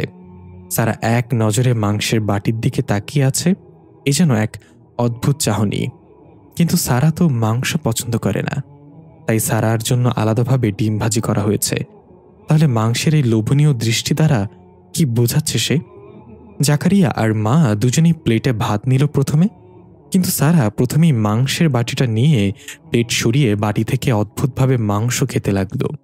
মনে হচ্ছে যেন কয়েক মাসের ক্ষুধার্ত। সারার মা আর জাকারিয়া একে অপরের দিকে তাকিয়ে অবাক হয়ে গেল, কারণ সারা মাংস খায় না। সারার মা ধমক দিয়ে বলল, সারা কি হচ্ছে এটা, এমনভাবে কেন খাচ্ছিস? সারা মাংসের ঝোল মাখা মুখে বিদঘুট একটা হাসি দিয়ে বলল, খাবি তোরা? তাহলে নে। এই বলে হাত দিয়ে মাংসের কয়েকটা টুকরো নিয়ে মায়ের প্লেটে দিল এবং জাকারিয়ার প্লেট দিয়ে বলল, নে, বেশি করে খা, তবু ওই শব্দগুলোর উচ্চারণ করিস না। নে, আর একটু নে, তবে হাড্ডিগুলো না ফেলে আমাকে দিস, হাড্ডি আমার খুব পছন্দের। এই বলে খিলখিল করে হাসতে লাগলো। জাকারিয়া ভয় পেয়ে বলল, মা, আপুর অবস্থা তো ভালো ঠেকছে না, নিশ্চয়ই কিছু হয়েছে, তুমি কিছু জানলে আমাকে বলো। সারার মা আস্তে করে বলল, আজকে বাসায় ফেরার সময় কিছু অস্বাভাবিক জিনিসের মুখোমুখি হয়েছিল তো বোন, সেটার প্রভাব এখনো কাটেনি হয়তো। জাকারিয়া বলল, আমি বুঝতে পেরেছি মা, এখনই বড় হুজুরকে কল করে জানাচ্ছি, দাঁড়াও। এই বলে জাকারিয়া খাবার টেবিল থেকে উঠে গেল বড় হুজুরকে কল করার জন্য। হঠাৎ সারা ভারী গলায় বলে উঠল, জাকারিয়া, কোথায় যাচ্ছিস? তোর বড় হুজুরকে জানাতে, তাই না? সে আমার কিচ্ছু করতে পারবে না। শুধু শুধু এসব করে তোর বোনকে কষ্ট দিস না। আমার কাজ শেষ হলে আমি এমনিই চলে যাব। এই বলে ভয়ানক একটা হাসি দিল। সারার মা পরিস্থিতি ভয়াবহ দেখে সাথে সাথে আয়াতুল কুরসি পড়া শুরু করলো। তখনই সারার পুরো শরীর জোরে ঝাঁকি মেরে উঠল। সারা সম্পূর্ণ স্বাভাবিক হয়ে অবাক চোখে তাকিয়ে জিজ্ঞাসা করল, জাকারিয়া, তুই কখন এলি? আরে, আমি সব কি খেয়েছি মা? তুমি আমাকে মাংস খাইয়েছ? দৃশ্য পরিবর্তন। বাচ্চা তোফা তার পরীর মতো মায়ের সাথে বসে আছে সবুজে ঘেরা পাহাড়ের ঝর্ণার কিনারে। দুজনেই পানি ছুঁড়ে ছুঁড়ে দুষ্টুমি করছে আর মিষ্টি করে হাসছে। তোফা জিজ্ঞাসা করল, আচ্ছা আম্মি, পাপা এতদিন পরপর কেন আসে? বাবা কোথায় থাকে? আমি একটু মন খারাপ করে বলল, তোমার পাপার একজন মানুষ বন্ধু আছে, তার সাথে মিলে পৃথিবীতে মানুষের উপকার করে বেড়ায়, মানুষকে খারাপ শক্তি থেকে মুক্ত করে। বাচ্চা তোফা একটু ভেবে বলল, পাপা এগুলো কেন করে? আমি তো জানি মানুষ অনেক খারাপ হয়, তাহলে মানুষের উপকার কেন করে পাপা? আম্মি তোফাকে কোলে নিয়ে বলল, না তোফা, ভালো খারাপ সব সৃষ্টির মাঝেই থাকে, তবে হ্যাঁ, মানুষ সবার আগে নিজের স্বার্থ দেখে। তোমার পাপাকে এই কথা বলেছিলাম আমি, কিন্তু সে তার বন্ধুকে ছাড়া থাকতে পারবে না। না জানি তার এই বিশ্বাসের জন্য একদিন তাকে হারিয়ে ফেলি আমরা। দৃশ্য বর্তমানে ফিরে এলো। তোফা ছাদের রেলিংয়ের ওপর বসে বসে ভাবছিল এসব কথা। তোফা একা একাই বলল, আর অবশেষে আমার আম্মির কথাই সত্য হলো। আমি আমার পাপাকে হারিয়ে ফেললাম, আরও হারিয়ে ফেললাম আমার রাজ্য, আমার ঘর। এটাও জানি না আমি এখন কোথায় আছে, কেমন আছে। তোফা নিজের চোখের কোণে জমা পানি মুছে গলায় তাবিজটা ধরে বলল, এই তাবিজ যতদিন আমার গলায় থাকবে ততদিন তারা আমাকে খুঁজে পাবে না, এমনকি আমার সামনে দিয়ে গেলেও তারা আমার পরিচয় বুঝতে পারবে না। তবে তারা পৃথিবীতে আগমন করেছে ইতিমধ্যে, শরীর খুঁজছে নিজেদের আবৃত করার জন্য, হয়তো পেয়েও গিয়েছে। ইফাতের বন্ধু কাইয়ুম হয়তো তাদের মাঝে কারো শিকার। আমি প্রস্তুত আছি এখনো, আমিও চাই তারা আমাকে খুঁজে বের করুক। তখনই পেছন থেকে ইফাত বলে উঠল, কে খুঁজা বাইর করবো তোরে? তোফা থতমত খেয়ে পেছনে তাকিয়ে ধমক দিয়ে বলল, ওই হাদারাম, তোকে কতবার বলেছি এভাবে ঠাস করে পেছন থেকে এসে ডাক দিবি না, মনে থাকে না কেন তোর? ইফাত তোফার পাশে বসতে বসতে বলল, আমার মনে তো তুই ছাড়া আর কেউ নাই, অন্য কিছুই আমার মনে থাকে না। তোফা বলল, তোর ফ্লাটিং স্কেল তো বাজে কেন? এসব ফ্লাটিংয়ের মুরগিও পড়বে না মনে কর। তুই মুরগির রান দিয়ে বিরিয়ানি খাচ্ছিস, ওই রান আরেক রানকে এগিয়ে দিয়ে বলবে, ভাই তুই আগে যা, আমার পায়ে অনেক ব্যথা হচ্ছে, এটারে দেখে দেখ কেমন ভুক্কারের মতো খাচ্ছে। ইফাত বলল, চুপ কর, খালি ফাও কথা তোর। এখন বল, এত রাইতে সাদে বসে একা একা কি বিড়বিড় করতেছিলি তুই? তুই কি কোনো বিষয় নিয়ে টেনশন আসছিস নাকি? তোফা একটা দীর্ঘশ্বাস ছেড়ে বলল, আচ্ছা হাদারাম, কখনো যদি জানতে পারোস আমি মানুষ না, তাহলে কি করবি তুই? কয়েক বছর আগের দৃশ্য। আমজাদ মুন্সি বরাবরের মতোই এক জিনে আছড়ে করা রোগীর চিকিৎসা করছে। একটা 15 বছরের মেয়েকে খুব খারাপ এক জিন বশ করে রেখেছে। মেয়েটার নাম রূপাঞ্জল। মেয়েটার মা বাবা আদর করে রূপ বলে ডাকে তাকে। রূপের বাবা মায়ের কথা অনুযায়ী রূপের বয়স যখন 8 বছর, তখন থেকেই রূপের ঘুমের মাঝে হাঁটাহাঁটি করার অভ্যাস আছে। মাঝে মাঝে দরজা খুলে বাইরে চলে যেত ঘুমিয়েই, তবে উঠান পেরোনোর আগেই হুঁশ ফিরে আসত। বাড়ির বাইরে যেত না কখনো। অনেক ডাক্তার কবিরাজ দেখিয়েও এই রোগটা ভালো করতে পারিনি। কয়েকদিন আগের কথা, রূপ সেদিন স্কুল শেষ করে বরাবরের মতো টিউশনে চলে যায়। তবে সেদিন টিউশনে স্যার আসতে দেরি করে, তাই পড়া শেষ করতে করতে বিকেল গড়িয়ে সন্ধ্যা নেমে আসে প্রায়। ছুটির পর বাসায় আসার জন্য রওনা দেয়। রূপের বান্ধবীদের বাড়ি যেতে হয় ভিন্ন পথ দিয়ে। একটা জঙ্গলের রাস্তা ধরে যেতে হয় রূপের বাড়িতে।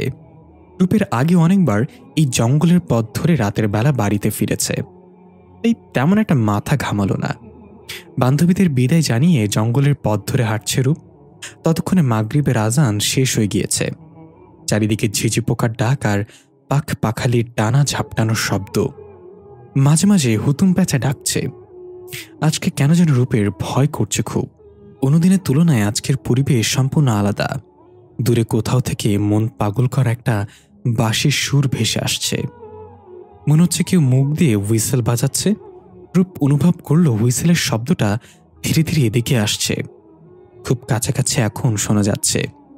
এরকম সুর রূপ আগে কখনো শোনেনি। হঠাৎ হুইসেল বন্ধ হয়ে গেল। পেছন থেকে কেউ রূপকে ডাক দিল, এ শোনো। রূপ চমকে গিয়ে সাথে সাথে পেছনে তাকিয়ে দেখল একটা লম্বা শরীরে সাদা দাড়িওয়ালা বৃদ্ধ লোক দাঁড়িয়ে আছে। তার সামনে একটা কাঠের সাধারণ লাশের খাটিয়া রাখা, খাটিয়ার উপর একটা লাশ কাফনে মোড়ানো। সন্ধ্যা পেরিয়ে রাত তখনই পুরোপুরি নামেনি, তাই সবকিছু স্পষ্ট দেখা যাচ্ছিল। রূপের ভেতরটা ভয় মোচড় দিয়ে উঠল। এই মাত্রই তো এই জায়গাটা ক্রস করে এলাম, তখন তো কিছুই ছিল না ওখানে। তাহলে এখন এই বৃদ্ধ আর লাশ এলো কোথা থেকে? রূপ বুঝতে পারলে এখানে কিছু একটা হচ্ছে। বৃদ্ধ আবার ডাক দিল, তবে এবার একটু ধমকে স্বরে, তোমাকে ডেকেছি, শুনতে পাচ্ছ না? এদিকে এসো। রূপ কি করবে? দৌড়ে পালাবে, কিন্তু তবুও যদি তাদের সামনে পড়ে যায়? চিৎকার করবে, কিন্তু এখান থেকে কেউ রূপের চিৎকার শুনতে পাবে না। অজ্ঞতা রূপ এগিয়ে গেল বৃদ্ধর দিকে ভাঙা ভাঙা পায়ে। পাঠ্যপুস্তকের ব্যাগটা শক্ত করে বুকে চেপে ধরল। কাছে যেতেই বৃদ্ধ বলল, এই সময় এই পথ দিয়ে কোথায় যাচ্ছ? রূপ কাঁপা কাঁপা গলায় বলল, আজকে টিউশনি শেষ হতে দেরি হয়ে গিয়েছিল, তাই বাড়ি ফিরতে হচ্ছে এখন। আমাকে যেতে দিন দয়া করে। বৃদ্ধ ভারী গলায় বলল, যেতে তো দেব, তার আগে বলো আশেপাশে কবরস্থান আছে কোথায়? আমার এক বন্ধু মারা গিয়েছে, কবর দিতে হবে। রূপ হাতের ইশারায় বাম দিকে ইঙ্গিত করে বলল, এদিকে গেলে একটা কবরস্থান পাবেন, 5 মিনিটের পথ। আমি তাহলে যাই এখন?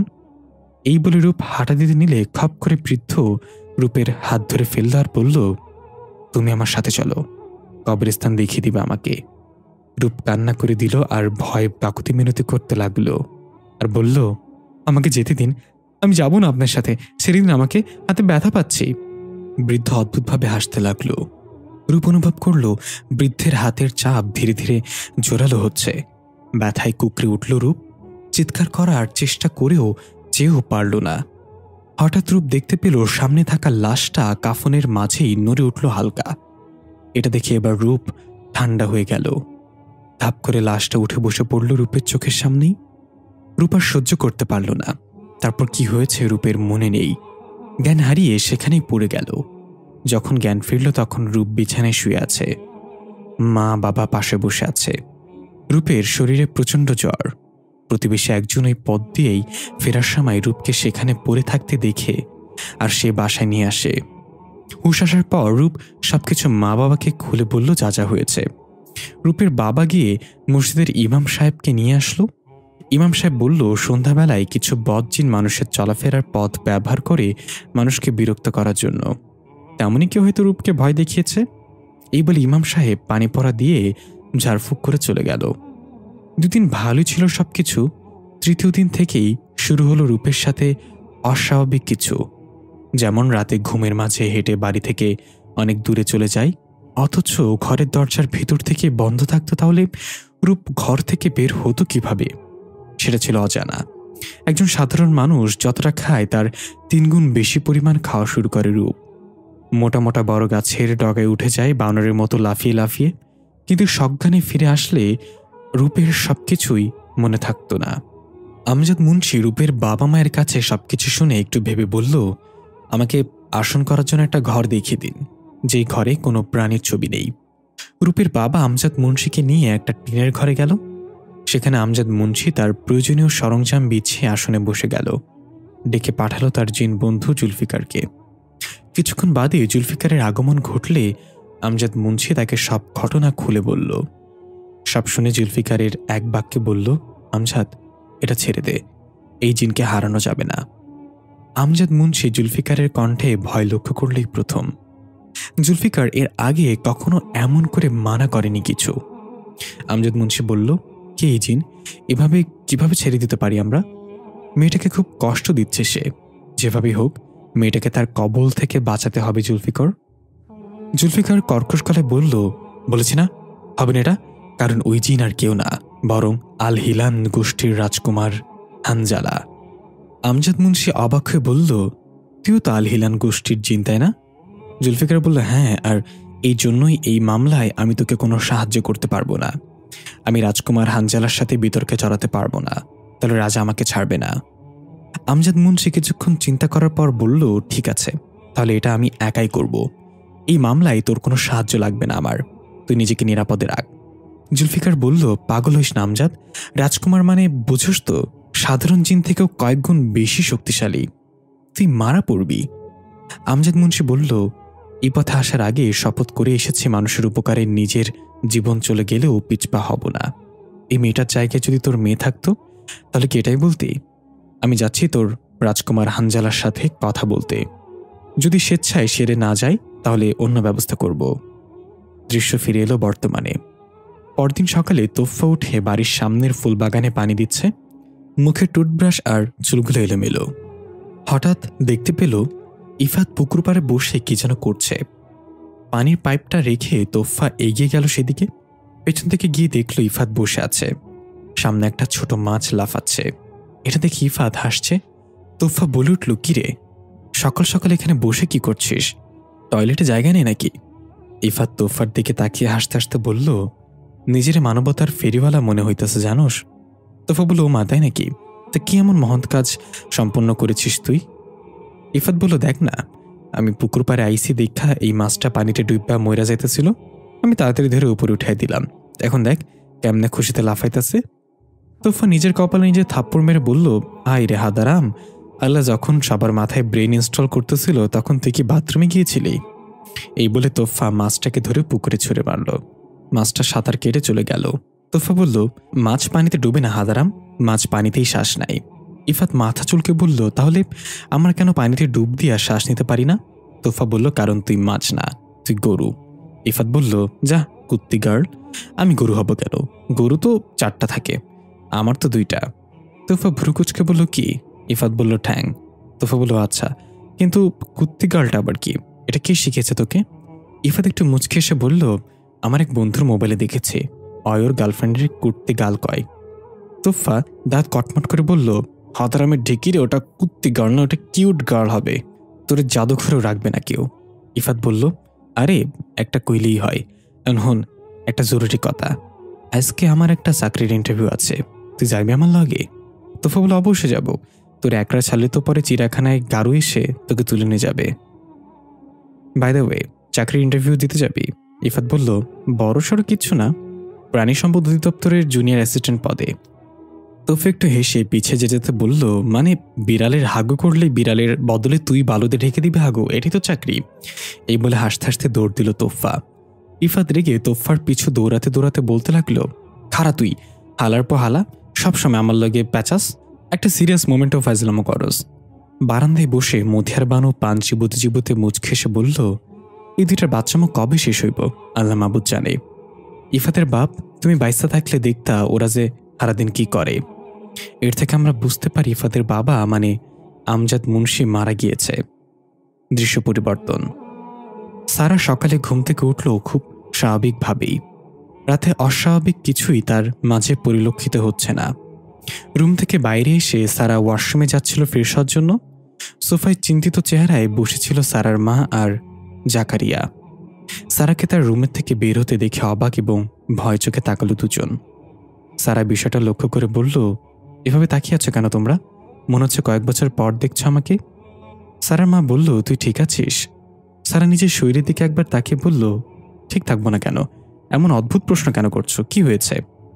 জাকারিয়া বিড়বিড় করে বলল, মা আর কিছু জিজ্ঞাসা করো না, আপুর রাতের কথা কিছুই মনে নেই। সারা জাকারিয়াকে উদ্দেশ্য করে বলল, কিরে পুটকা হুজুর, রাতে এলি, আমার সাথে কথা বললি না? অন্য সময়তে এসে আমাকে সোরা শোনাস যা মুখস্থ করেছিস।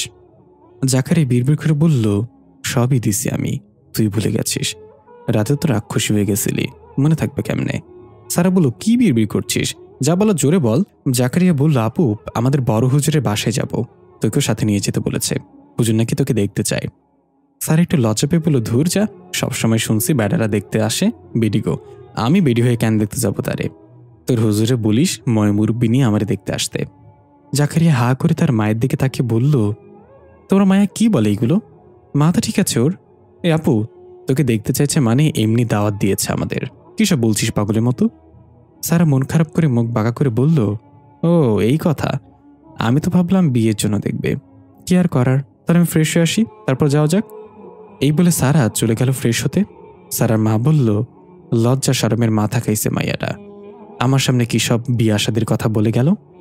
জাকারিয়া বলল, তুমি বেশি কথা বললো না মা, আপা এখন সংজ্ঞানে নেই, আগে হুজুরের কাছে দেখি কি বলে, তুমি চিন্তা করো না। হঠাৎ ওয়াশরুম থেকে একটা অদ্ভুত হুইসেলের শব্দ ভেসে আসলো। জাকারিয়া বলল, মা এটা কি আপু বাজাচ্ছে? সারার মা বলল, ওয়াশরুমে তো তোর আপুই গেল, ও ছাড়া আর কি বাজাবে এটা? জাকারিয়া অবাক হয়ে বলল, কিন্তু আপু তো শীষ বাজাতে পারে না। দৃশ্য পরিবর্তন। তোফার স্কুটির পেছনে ইফাত বসে আছে তোফার পিঠের ওপর মাথা রেখে। তোফা নির্দিষ্ট স্থানে এসে স্কুটি থামিয়ে হেলমেট খুলতে খুলতে বলল, আপনার ঘুম হয়ে গেলে মাথা তুলে একটু দেখেন এখানে আপনার ইন্টারভিউ অফিস কিনা। ইফাত মাথা তুলে বিল্ডিংয়ের দিকে তাকিয়ে বলল, এটাই তো, দেখোস না লেখা আছে প্রাণী সম্পদ অধিদপ্তর। তোফা বলল, আমি দেখব কিভাবে, প্রাণী তো আমার পেছনে বসে আছে। ইফাত স্কুটি থেকে নেমে বলল, দেখ সবসময় ফাজলামি ভাল লাগে না তোফা, আমার টেনশন হইতেছে ইন্টারভিউ কেমন হইব সেটা নিয়ে। তোফা বলল, এত টেনশন নিস না তো বাল, তবে আমি ভাবছি এখানে যারা ইন্টারভিউ নিবে তারা কি মানুষ হবে নাকি তোর মতো গরু হবে। ইফাত এবার রেগে গিয়ে পা ঝাড়া মেরে বলল, তোফা তোরে কইলাম যে ফাজলামি করিস না, তুই আরো বেশি করে কইতাছস। তোফা বলল, কুল হাদারাম কুল, চিৎকার করলে কি ইন্টারভিউতে পাশ করবি? রিল্যাক্স থাক, আমাকে দেখ সব সময় কত রিল্যাক্স থাকি। ইফাত বলল, হয়েছে, তোরে দেখাইয়া দেখাই তো আগে ক্লাসে 2 বছর কইরাছিলাম, আর দেখতে কইস না। তখনই কয়েকটা বখাটে ছেলে সে তোফাকে টিচ করতে করতে বলল, এই কিউটি গার্ল, কোনো সমস্যা? এই বলদ কি তোমাকে বিরক্ত করছে? তোফা কিছু বলার আগে ইফাত রেগে গিয়ে একটা ছেলের কলার ধরে বলল, বলদ কারে কস তুই? আর এখানে কেউ কাউরে বিরক্ত করছে না, নিজের সরকারি তেল দে। ছেলেটা হাসতে হাসতে অন্য ছেলেদের বলল, তোরা দেখেছিস বলদেও রাগ আছে, আমার কলার ধরেছে, দেখ তোরা এখন কি করা যায় বলতো। কিছু বুঝোটার আগে অন্য একটা ছেলে সজোরে ঘষে মারল ইফাতের মুখে। ইফাত কিছুটা দূরে গিয়ে পড়ল। ছেলেগুলো সবাই হাসতে লাগলো। তোফা চোখ বন্ধ করে হাতের মুষ্টি চেপে ধরে বিড়বিড় করে বলল, রিল্যাক্স তোফা, তুই মারলে ওরা মরে যাবে, শান্ত থাক। চোখ খুলে তোফা ইফাতকে উঠিয়ে দেখল ঠোঁটের কোণা দিয়ে রক্ত বের হচ্ছে। তোফা হাত দিয়ে রক্তটা মুছে দিয়ে বলল, তুই জানিস না কার্তিক মাসের কুত্তার সাথে ঘেউ করে পারা যায় না? কেন একবারে ঘেউ করতে গেলি? ছেলেগুলোর মাঝে একজন বলল, ভাই বুঝলাম না, এই কিউটি গার্ল কুত্তা কাকে বলল, আমাদের নাকি বলদকে? তোফা চোখ লাল করে দাঁত কটমট করে বলল, প্লিজ লিভ, যদি নিজেদের সালামতি চাস তো এখান থেকে চলে যা। ছেলেগুলো তোফার লাল চোখ দেখে একটু ভরকে গেলেও ভাবের ঠেলায় তোফার গায়ে হাত দিয়ে বসল। শুধু ধাম করে একটা শব্দ হলো। আমরা দেখতে পাই ছেলেটা উড়তে উড়তে গিয়ে প্রাণী সম্পদ অধিদপ্তরের সাইনবোর্ড ভেঙে নিচে আছড়ে পড়ল। ইফাত হা করে তাকে বলল, এটা তুই কেমনে করলি? বাকি ছেলেগুলো ভয়ার্ত চোখে ইফাতের দিকে তাকিয়ে রইল। তোফা ইফাতকে সাইড করে বলল, পারলি না তো তোরা নিজেদের রক্ষা করতে? বলেছিলাম সালামতি চাইলে চলে যা, যাসনি, তাহলে এবার খেলা হবে আমার নিয়মে। এই বলে এক একটা ছেলেকে কাপড় কাচার মতো ধোয়া শুরু করলো তোফা। ইফাত যেন নিজের চোখে বিশ্বাস করতে পারছে না। এক একটা ছেলের হাত পা ঠাস ঠাস করে ভেঙে দিতে লাগলো তোফা। ছেলেগুলোর চিৎকারে আকাশ পাতাল ভারী হয়ে এলো। অনেক দূরে দাঁড়িয়ে মোবাইল দিয়ে ভিডিও করছে সবকিছু। সবাইকে মেরে তুলোধনা করে তোফা শান্ত হয়ে আস্তে আস্তে ইফাতের কাছে এসে বলল, কি দেখছিস সেভাবে? এটা তোর করার কথা ছিল, কিন্তু করতে হলো আমাকে। ইফাত অবাক হয়ে কিছু বলতে যাবে তার আগেই চোখে পড়ল তোফার গলায়। ইফাত অবাক হয়ে বলল, তোর গলার তাবিজ কই? তোফা তাড়াতাড়ি গলায় হাত দিয়ে দেখলো তাবিজ তো গলায় নেই। ভয়ার্ত চেহারায় তোফা আশেপাশে তাকিয়ে দেখলো তাবিজ দূরে পড়ে আছে। ওদেরকে মারার সময় অসাবধানতা বশত তাবিজ ছিঁড়ে গিয়েছে। তোফাকে ভয়ার্ত দেখে ইফাত দৌড়ে গিয়ে তাবিজটা নিয়ে আসলো আর তোফার গলায় পুরে দিতে চাইল, কিন্তু তোফা থামিয়ে দিয়ে বলল, এই তাবিজ একবার গলা থেকে খুলে গেলে তার কার্যকারিতা হারিয়ে ফেলে, এটা এখন আর কোনো কাজের না, তারা আমাকে খুঁজে বের করে ফেলবে এখন। জাকারিয়া সারাকে নিয়ে তার বড় হুজুরের বাসায় এসেছে। দেখা গেল সারা এখন সম্পূর্ণ স্বাভাবিক, জাকারিয়ার সাথে হেসে হেসে কথা বলছে। জাকারিয়া হুজুরের বাসার কলিং বেল চাপতেই সারার মাঝে আবার পরিবর্তন লক্ষ্য করা গেল। সারার চোখের মনি ছোট হয়ে গেল, হাতটা বারবার নিজের রানে বাড়ি দিচ্ছে আর জিহ্বাটা সাপের মতো বারবার বের করছে। জাকারিয়া এটা খেয়াল করল না। কিছুক্ষণ বাদেই বড় হুজুর দরজা খুলে দিল। জাকারিয়া কিছু বলার আগেই সারা একটু মোটা গলায় লম্বা করে সালাম দিল হুজুরকে। হুজুর কিছুটা বুঝতে পেরে সালামের উত্তর দিয়ে দুজনকেই ভেতরে আসতে বলল।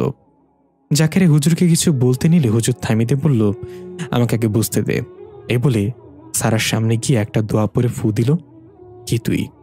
সারা জাকারিয়ার দিকে তাকিয়ে মুচকি এসে বলল, কিরে, তোর হুজুর তো আমাকে চিনতে পারছে না। হুজুর, আমি সারা, জাকারিয়ার বড় বোন। হুজুর কিছুটা অপ্রস্তুত হয়ে বলল, সারার ভেতরে কে সেটা জিজ্ঞাসা করেছি। এবার সারা গম্ভীর গলায় বলল, হুজুর, কারোর ভেতরের খবর প্রকাশ করতে নেই, জানেন না? মনে করেন এখন আমি আপনার ভেতরের খবর বলে দিলাম আপনি পাজামার নিচে লাল জাঙ্গিয়া পরে আছেন, যার উপর চিতাবাঘের ছবি আঁকা। তখন কেমন লাগবে আপনার? হুজুর থতমত খেয়ে একবার জাকের দিকে তাকালো লজ্জায়। তারপর তোতলাতে তোতলাতে বলল, মানে কি বলছিস এসব? এগুলো মিথ্যা কথা। সারা খপ করে হুজুরের পাজামার ফিতা ধরে বলল, তাহলে প্রমাণ হয়ে যাক। আর এই জাঙ্গিয়া তো আপনি আতরের বোতলের সাথে ফ্রি পাইছেন। বলেন, আর ভেতরের কথা প্রকাশ করবো আপনার? হুজুর অবাক আর লজ্জায় মাথা নিচু করে বলল, না, আর কিছু বলতে হবে না, আমার পায়জামার ফিতা ছেড়ে দাও। জাকারিয়া রাগ করে বলল, আপু কি হচ্ছে এসব? বন্ধ করতো ছ্যাঁচড়ামি। হুজুরের পায়জামার ফিতা ছেড়ে দে। সারা ঘাড় কাত করে জাকারিয়াকে উদ্দেশ্য করে বলল, তুই তোর পায়জামার দিকে খেয়াল রাখ। আমাকে এখানে কেন নিয়ে এসেছিস? ভেবেছিস এই হুজুর আমাকে ছাড়িয়ে দিবে? এই হুজুরের মতো 10টা হুজুর আমার পায়জামার পকেটে রাখি আমি। হুজুর মাথা উঁচু করে বলল, তুই আসলে কে? কেনই মেয়েটাকে ধরেছিস? তবে তার আগে পায়জামার ফিতা ছাড়, খুলে যাবে তো। স্যার অদ্ভুতভাবে হাসতে হাসতে বলল, ছাড়তে পারি, তবে একটা শর্ত আছে। হুজুর এবং জাকারিয়া একে অপরের দিকে তাকিয়ে বলল, কি শর্ত? সারা বলল, বলতে হবে পায়জামার ফিতাকে ইংরেজিতে কি বলে। প্রশ্ন শুনে দুজনেই ভরকে গেল। জাকারিয়া বলল, অনেক হয়েছে, এসব বন্ধ কর আপু, চল বাড়িতে যাব। সারা বলল, না না ছোট ভাই, এই প্রশ্নের উত্তর না দেওয়া পর্যন্ত আমি হুজুরের পায়জামার ফিতা ছাড়ব না। দরকার হলে পায়জামা খুলে নিয়ে যাব সাথে করে, তবু ফিতা আমি ছাড়ছি না। হুজুর বলল, আমরা পারি না, তুই বল। সারা বলল, তাহলে হার মানছিস তোরা? জাকারিয়া বলল, হ্যাঁ, হার মানলাম। সারা মুখ বাঁকা করে বলল, অমূর্খ জাতি, শোন, ফিতার ইংরেজি হচ্ছে PhD। হুজুর আমাকে বলল, PhD মানে? সারা এবার ফিতা ছেড়ে দিয়ে বলল, পায়জামা হোল্ডিং ডিভাইস, PhD। জাকারিয়া রাগ করে বলল, এমন আজগুবি কথা শুধু আমার আপুর মুখ থেকে বেরোতে পারে, তার মানে তোকে কোনো জিন ভূতে আছর করেনি, ইচ্ছে করেই এমন করছিস। সারা সে অদ্ভুত হুইসেলটা বাজাতে লাগলো। জাকারিয়া বলল, এটা অসম্ভব, আপু তো শীষ বাজাতেই পারে না। তাহলে? সারা হুইসেল থামিয়ে জাকারিয়ার কাঁধে হাত রেখে বলল, শোন ছোট, আমি যাকে আমার আয়ত্তে নেই, তার শরীরের সাথে তার অভ্যাস এবং চালচলন সবকিছুই আয়ত্ত নিয়ে নেই। তুই বুঝতে পারবি না কোন কথাটা তোর আপু বলছে আর কোন কথাটা আমি বলছি। হুজুর ভরকে গিয়ে বলল, তুই আসলে কোন জাতের জিন?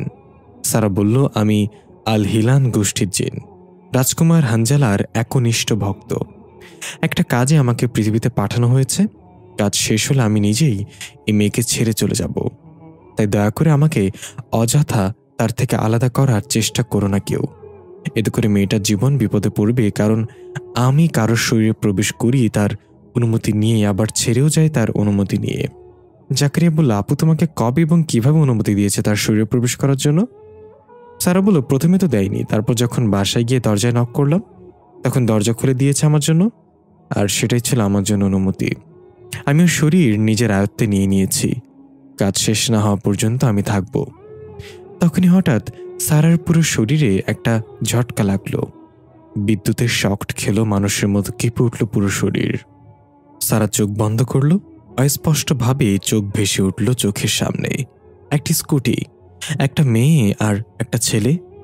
চোখ আটকে গেল মেয়েটার কপালে, একটা লাল রঙের টিকা দেখা যাচ্ছে। সারার মুখে পৈশাচিক এক হাসি ফুটে উঠল। অদ্ভুতভাবে হুইসেল বাজিয়ে বলল, অবশেষে সাপ্তার গর্ত থেকে বের হয়েছে। দৃশ্য পরিবর্তন। তোফা আর ইফাত বাড়ি ফিরছে স্কুটি করে। ইফাদের ঠোঁটের কোণে রক্ত শুকিয়ে গিয়েছে। তোফা ভয় এবং চিন্তিত চেহারায় এক মনে স্কুটি চালাচ্ছে। ইফাতে কিছু বলছে না। তোফাকে এর আগে কখনো এত চুপচাপ আর চিন্তিত দেখা যায়নি। নীরবতা ভেঙে ইফাত জিজ্ঞাসা করল, তোফা, ওই তাবিজটাকে আসলে কি আসিল? কেন সবসময় ওইটা পইরা থাকতি তুই? আর হারাইলেই বা কি হইব? কি এত চিন্তা করতেছস? তোফা এক বাক্যে বলল, তুই বুঝবি না এসব। ইফাত বলল, তাহলে বুঝাই বল। তখনই আচমকা করে কেউ একজন স্কুটির সামনে চলে আসলো দৌড়ে। তোফা কোনো রকম স্কুটি ব্রেক করে তেড়িয়ে বেরিয়ে রাস্তার একপাশে গিয়ে থামল। ইফাত জোরে ধাক্কা খেল তোফার পিঠের সাথে। ইফাদের ভেতর থেকে একটা ভয়ানক হুঙ্কার বের হলো। মনে হচ্ছে ঘুমন্ত সিংহকে কেউ জাগিয়ে তুলেছে। হঠাৎ করে আবার ইফাত স্বাভাবিক হয়ে বলল, এটা কি হইল? কি আসলো এটা? এমনি হুন্ডার সামনে চলে এলো। তোফা বলল, আমাকে কেন জিজ্ঞাসা করছিস? পিছনে তাকে দেখলেই তো হয়। ইফাত বলল, ও তাই তো। এই বলে ইফাত স্কুটি থেকে নেমে পেছনে তাকিয়ে দেখল রাস্তার মাঝ বরাবর কেউ দাঁড়িয়ে আছে। ভালো করে খেয়াল করে বলল, আরে এটা তো আমার বন্ধু কাইয়ুম। ওই এমনি দাঁড়ায় রইছে কেন? তোফা মনে মনে বলল, এটা তোর বন্ধু কাইয়ুম না হাদারাম। কাইয়ুমের শরীরে আমার শিকারী। আমার তাবিজ হারানোর সাথে সাথে ঘ্রাণ সুখে চলে এসেছে। এটা তো হওয়ারই ছিল। কাইয়ুম দূর থেকে এক দৃষ্টিতে তোফার দিকে তাকিয়েছিল। কাইয়ুমের চোখ যেন তোফাকে খাবলে খুবলে খেয়ে নিবে। তোফা বিড়বিড় করে বলল, একা এসে ভুল করেছিস, তোকে তো দুমড়ে মুচড়ে পিষে ফেলবো। ইফাত বলল, কি বিড়বিড় করতেছস? আর হুন তোফা, এটা হইল আমার বন্ধু কাইয়ুম। ওই যে কইলাম না কাল রাতে আমারে মারছিল। একটা মজার কথা কি জানোস? ওই একবার এক জ্যোতিষের কাছে গেছে হাত দেখাইতে। বিয়া কবে হইব জানার লিগা। জ্যোতিষের মুখ দেখে কয়, তোর কোনোদিন বিয়া হইব না। তারপর ওর বাপের কাছে যায় কয়, বাবা আমি বিয়ার সময় কোনো যৌতুক নেব না। ওর বাপ কয়, তোর যা চেহারা, তোরে মাইনসে মাইয়া দিবে এই বেশি। এখন দাও এই চেহারার লোক কেমনে পাট লইয়া দাঁড়ায় রইছে রাস্তার মধ্যে। মনে হইতাছে রাস্তাটা ওর। এই বলে ইফাত এগিয়ে গেল কাইয়ুমের দিকে আর বলতে লাগলো, কালকে রাইতে আমারে মারলি কেন? হ্যাঁ কথা কও আগে। তোফা যেতে নিষেধ করলে ইফাত সেটাতে কান দিল না। তোফা বলল, বেচারা যাচ্ছে ঠোঁটের আরেক কোনা ফাটাতে। ইফাত গিয়ে কাইয়ুমের সামনে দাঁড়িয়ে বলল, কি রে হালারপো, এমনি করে হুন্ডার হামনে এলি কে? এমন আবার পাট লইয়া দাঁড়ায় আইসোস? তোর কি শয়তানের লারে? কাইয়ুম ইফাদের কথায় কোনো ভ্রুক্ষেপ না করে এখনো এক দৃষ্টিতে তোফার দিকে তাকিয়ে আছে। ইফাত একবার পেছনে তোফার দিকে তাকিয়ে আবার কাইয়ুমের দিকে তাকালো। তারপর কাইয়ুমের কাঁধে হাত দিয়ে বলল, ওইদিকে দেখিস না, আমার লগে কথা ক। কাইয়ুম এবার চোখ লাল করে রাগে ফুসফুস করতে করতে ইফাতের দিকে তাকালো। আমরা দেখতে পাই ইফাত উড়ে গিয়ে তোফার পায়ের সামনে গিয়ে পড়ল। দেখা গেল ইফাদের ঠোঁটের অন্য কোনাও ফেটে রক্ত বের হচ্ছে। তোফা মাথা নিচু করে ইফাদের দিকে তাকিয়ে বলল, বলেছিলাম যাস না, এবার হলো তো? ইফাত বলল, আজকের দিনটাই খারাপ, যেই না সেই ডলা দিতেছে আমারে। আগে জানলে আল্লাহর কাছে রিকোয়েস্ট করে আজকের দিনটা ডিলিট করে দিতাম। এবার তোফা ধীরে ধীরে এগিয়ে গেল কাইয়ুমের দিকে। তোফার এগিয়ে আসতে দেখে কাইয়ুম মুচকে হাসল। কাছে গিয়ে তোফা বলল, পায়ে কি জং ধরে গেছে? এভাবে দাঁড়িয়ে আছিস কেন? যা করতে এসেছিস সেটা কর, নিয়ে যা আমাকে যদি পারিস। কাইয়ুম ভারী গলায় বলল, বহুদিন আমাদের চোখের আড়ালে ছিলি, কোথায় কোথায় না খুঁজেছি তোকে আমি। আমি তো এত পাগল হই নাই যে এটা মেনে নেব তুই ইচ্ছে করে আমার সাথে যাবি, তাই তোর লাশ নিয়ে যাব। এ বলে কিছু বোঝাটার আগেই কাইয়ুম তোফার মাথা বরাবর একটা চাকু দিয়ে আঘাত করল। কিন্তু দেখা গেল তোফা তার চেয়ে বেশি ফাস্ট। খপ করে চাকুটা ধরে ফেলল একদম চোখের সামনে থেকে। ঠাস করে চাকুটা হাতল ভেঙে উল্টো কাইয়ুমের মাথায় ঢুকিয়ে দিল। কাইয়ুম ডলে ডলে নিচে পড়ে গেল। দূর থেকে ইফাত এটা দেখে মুখে হাত দিয়ে চিৎকার করে বলল, এটা কি করলি তোফা? তুই কাইয়ুমরে মাইরা ফেললি? তোফা ইফাতের দিকে এগিয়ে গিয়ে বলল, ওর ভেতরে যে আছে সে কখনো মরে না, দেখতে চাস? তাহলে দেখ। দেখা গেল কাইয়ুম ধাপ করে চোখ মিলে ধীরে ধীরে আবার উঠে দাঁড়িয়ে নিজে নিজের মাথা টেনে টান নিয়ে হাতলা ছাড়া চাকুটা বের করে ফেলে দিল। তারপর মাথার কয়েকটা ঘুষি দিয়ে তোফার দিকে তাকিয়ে বিদঘুট একটা হাসি দিয়ে বলল, চেষ্টা ভালো ছিল, কিন্তু তুই আমাকে মারতে পারবি না। তোফা বলল, মারতে না পারি, মৃত্যুর ধোকা তো দিতে পারি। কাইয়ুম অবাক হয়ে বলল, মৃত্যুর ধোকা মানে? তখনই পেছন থেকে একটা দ্রুতগামী ট্রাক এসে সজোরে হিট করল কাইয়ুমকে। কাইয়ুম উড়ে গিয়ে রাস্তার ওপারে থাকা ল্যাম্পপোস্টের খাম্বার সাথে বাড়ি খেয়ে নিচে পড়ল মুখ থুবড়ে। হাত পা ভেঙে বাঁকা হয়ে গেল কাইয়ুমের। ট্রাকটা তোফা ইফাতের সামনে এসে কষে ব্রেক করল। স্পিড অনেক বেশি থাকায় ট্রাকের পেছন দিকে উঁচু হয়ে গেল। ট্রাকের উইন্ডো দিয়ে মাথা বের করে একটা লোক বলল, তাড়াতাড়ি উঠে আয়। ইফাত বলল, এটা আবার কে? কি হইতাছে এখানে? তোফা লোকটার দিকে তাকিয়ে একটু মুচকি হেসে ইফাতকে বলল, তুই বুঝবি না। এই বলে একটানে ইফাতকে নিয়ে ট্রাকে উঠে গেল। লোকটা ফুল স্পিডে ট্রাক টান দিল। আমরা দেখতে পাই কাইয়ুমের হাত পা মরমর শব্দ করে সোজা হয়ে যাচ্ছে। এক লাফে উঠে দাঁড়িয়ে গেল কাইয়ুম। এরপর তাকিয়ে দেখলো আশেপাশে কেউ নেই। ততক্ষণে তোফা চলে গিয়েছে। শুধু দাঁড়িয়ে আছে তোফার স্কুটি। কাইয়ুম গিয়ে স্কুটিটায় হাত বোলাতে বোলাতে বলল, কোথায় যাবি পালিয়ে? আমি ঠিকই খুঁজে নেব তোকে। আমরা দেখতে পাই ট্রাক চালানো লোকটা এক মনে ট্রাক চালাচ্ছে। ইফাদের চোখে মুখে নানান প্রশ্ন, কিন্তু পরিস্থিতি বুঝে কিছুই জিজ্ঞাসা করছে না। তোফা লোকটাকে উদ্দেশ্য করে বলল, এতদিন পর আসার সময় হলো তোমার? লোকটা একটু মুচকে এসে বলল, তুই তো ডাকিস নি এতদিন। তোফা বলল, দরকার পড়েনি ডাকার। আজকে একটা দুর্ঘটনায় তাবিজ হারিয়ে যাওয়ার পর তারা আমাকে খুঁজে বের করে ফেলেছে। লোকটা বলল, আমি সেটা টের পেয়েছি, এসেছি। বুঝেছিলাম তুই বিপদে পড়বি। তোফা এবার ইফাদকে উদ্দেশ্য করে বলল, ইফাদ, এটা আমার চাচা সৈয়দ আলী, আর চাচা এটা ইফাদ। কথা শেষ না হতে চাচা বলল, জানি জানি, আমজাদ মুন্সির পুত্র ইফাদ। আচ্ছা, তোফা ও কিছু কি জানে? তোফা বলল, না চাচা, ওর এখনো জানার সময় হয়নি, এগুলো নিতে পারবে না। ইফাদ বলল, তোমরা কি নিয়ে কথা কইতেছ? কি জানি না আমি? চাচা বলল, দেখো পুত্র, সবকিছুর একটা সময় আছে, সবকিছু জানতে নেই। যত কম জানবে তত ভালো থাকবে। পৃথিবীতে দুই ধরনের মানুষ সবসময় মানসিক যন্ত্রণায় ভোগে। এক হলো যারা খুব সহজে মানুষকে বিশ্বাস করে, আর দুই হলো যারা সবকিছু জানে। বাকি থাকলো বিশ্বাসঘাতক আর স্বার্থপর। তারা তো সব জায়গায় ফিট, তাদের কখনো তুমি মানসিক চাপে দেখতে পাবে না। যা বলার বলে ফেলেছি, আমিও জানি না কি বলেছি, তুমি বাবা নিজ দায়িত্বে বুঝে নাও। ইফাদ মাথা চুলকে বলল, কিচ্ছু না বুঝলেও এটা বুঝেছি যে সময় হলে সব জানতে পারবো। তোফা বলল, চাচা, ওর মাথায় তো সহজে কথা ইনস্টলই হতো না ঠিক মতো, বারবার নেট ছেড়ে দেয়। আর তুমি ওর এইসব বইলে আর কনফিউজড করো না। চাচা, ট্রাক থামাও। চাচা ট্রাক থামালে তোফা আর ইফাদ নেমে গেল ট্রাক থেকে। তোফা ডাক দিয়ে বলল, চাচা, ধন্যবাদ সঠিক সময় আসার জন্য, আর নিকটেই থেকো, এখন রোজ তোমার সাহায্য দরকার হবে। চাচা বলল, চিন্তা করিস না, সব ঠিক হয়ে যাবে, আমি আমার চেষ্টা চালিয়ে যাচ্ছি। শেষে রহস্যময় কথাটা শুনে তোফা একটু মুচকে আসলো। চোখের পলকে ট্রাকটা চলে গেল ছু মেরে। ইফাদ বলল, পাঙ্খা ছাড়া বিমান গেল নাকি রে ভাইরে ভাই? তোফা বলল, কিরে হাদারাম, আমি জানি তোর মনে অনেক প্রশ্ন, একটু ধৈর্য ধর, সব জানতে পারবি। ইফাদ বলল, আমার বাবজান, কত ধৈর্য এমন কইরা ধরতে হয় যে যেমন কইরা মানুষ রোজা রাখে, দিন যতই কষ্টে কাটুক, রোজাদার জানে মাগরিবের আজান হইবই এক সময়। আমিও ধৈর্য ধরলাম ঠিক তেমন কইরাই তোর কাছের তন সব মুনার লেগা। তোফা বলল, ঠিক আছে চল তাহলে বাড়িতে যাওয়া যাক। আর শোন, আজকে যা যা হয়েছে সেটা মাকে বলা যাবে না, তাহলে টেনশন করবে, এমনিতেই সে অসুস্থ। ইফাদ বলল, আমি বলদ হইল এটা বুঝি যে টেনশন মানুষের অর্ধেক হায়াত কমিয়ে দেয়, তাই তুই দুশ্চিন্তা করিস না। আমি মারে কিচ্ছু বলুম না। দৃশ্য পরিবর্তন। রাতের দৃশ্য। ইফাদ খাওয়া দাওয়া করে মাকে ঘুম পাড়িয়ে নিজের রুমে এসে দরজা বন্ধ করে দিল। এরপর দেয়ালে টাঙানো বাবার ছবিটার কাছে গিয়ে কিছুক্ষণ চুপ করে দাঁড়িয়ে থেকে বলে উঠল, বাবা, সে সময় বোধহয় খুব নিকটে, তুমি বেঁচে থাকলে আমার কোনো চিন্তা থাকতো না, কিন্তু এখন আমি সম্পূর্ণ একা।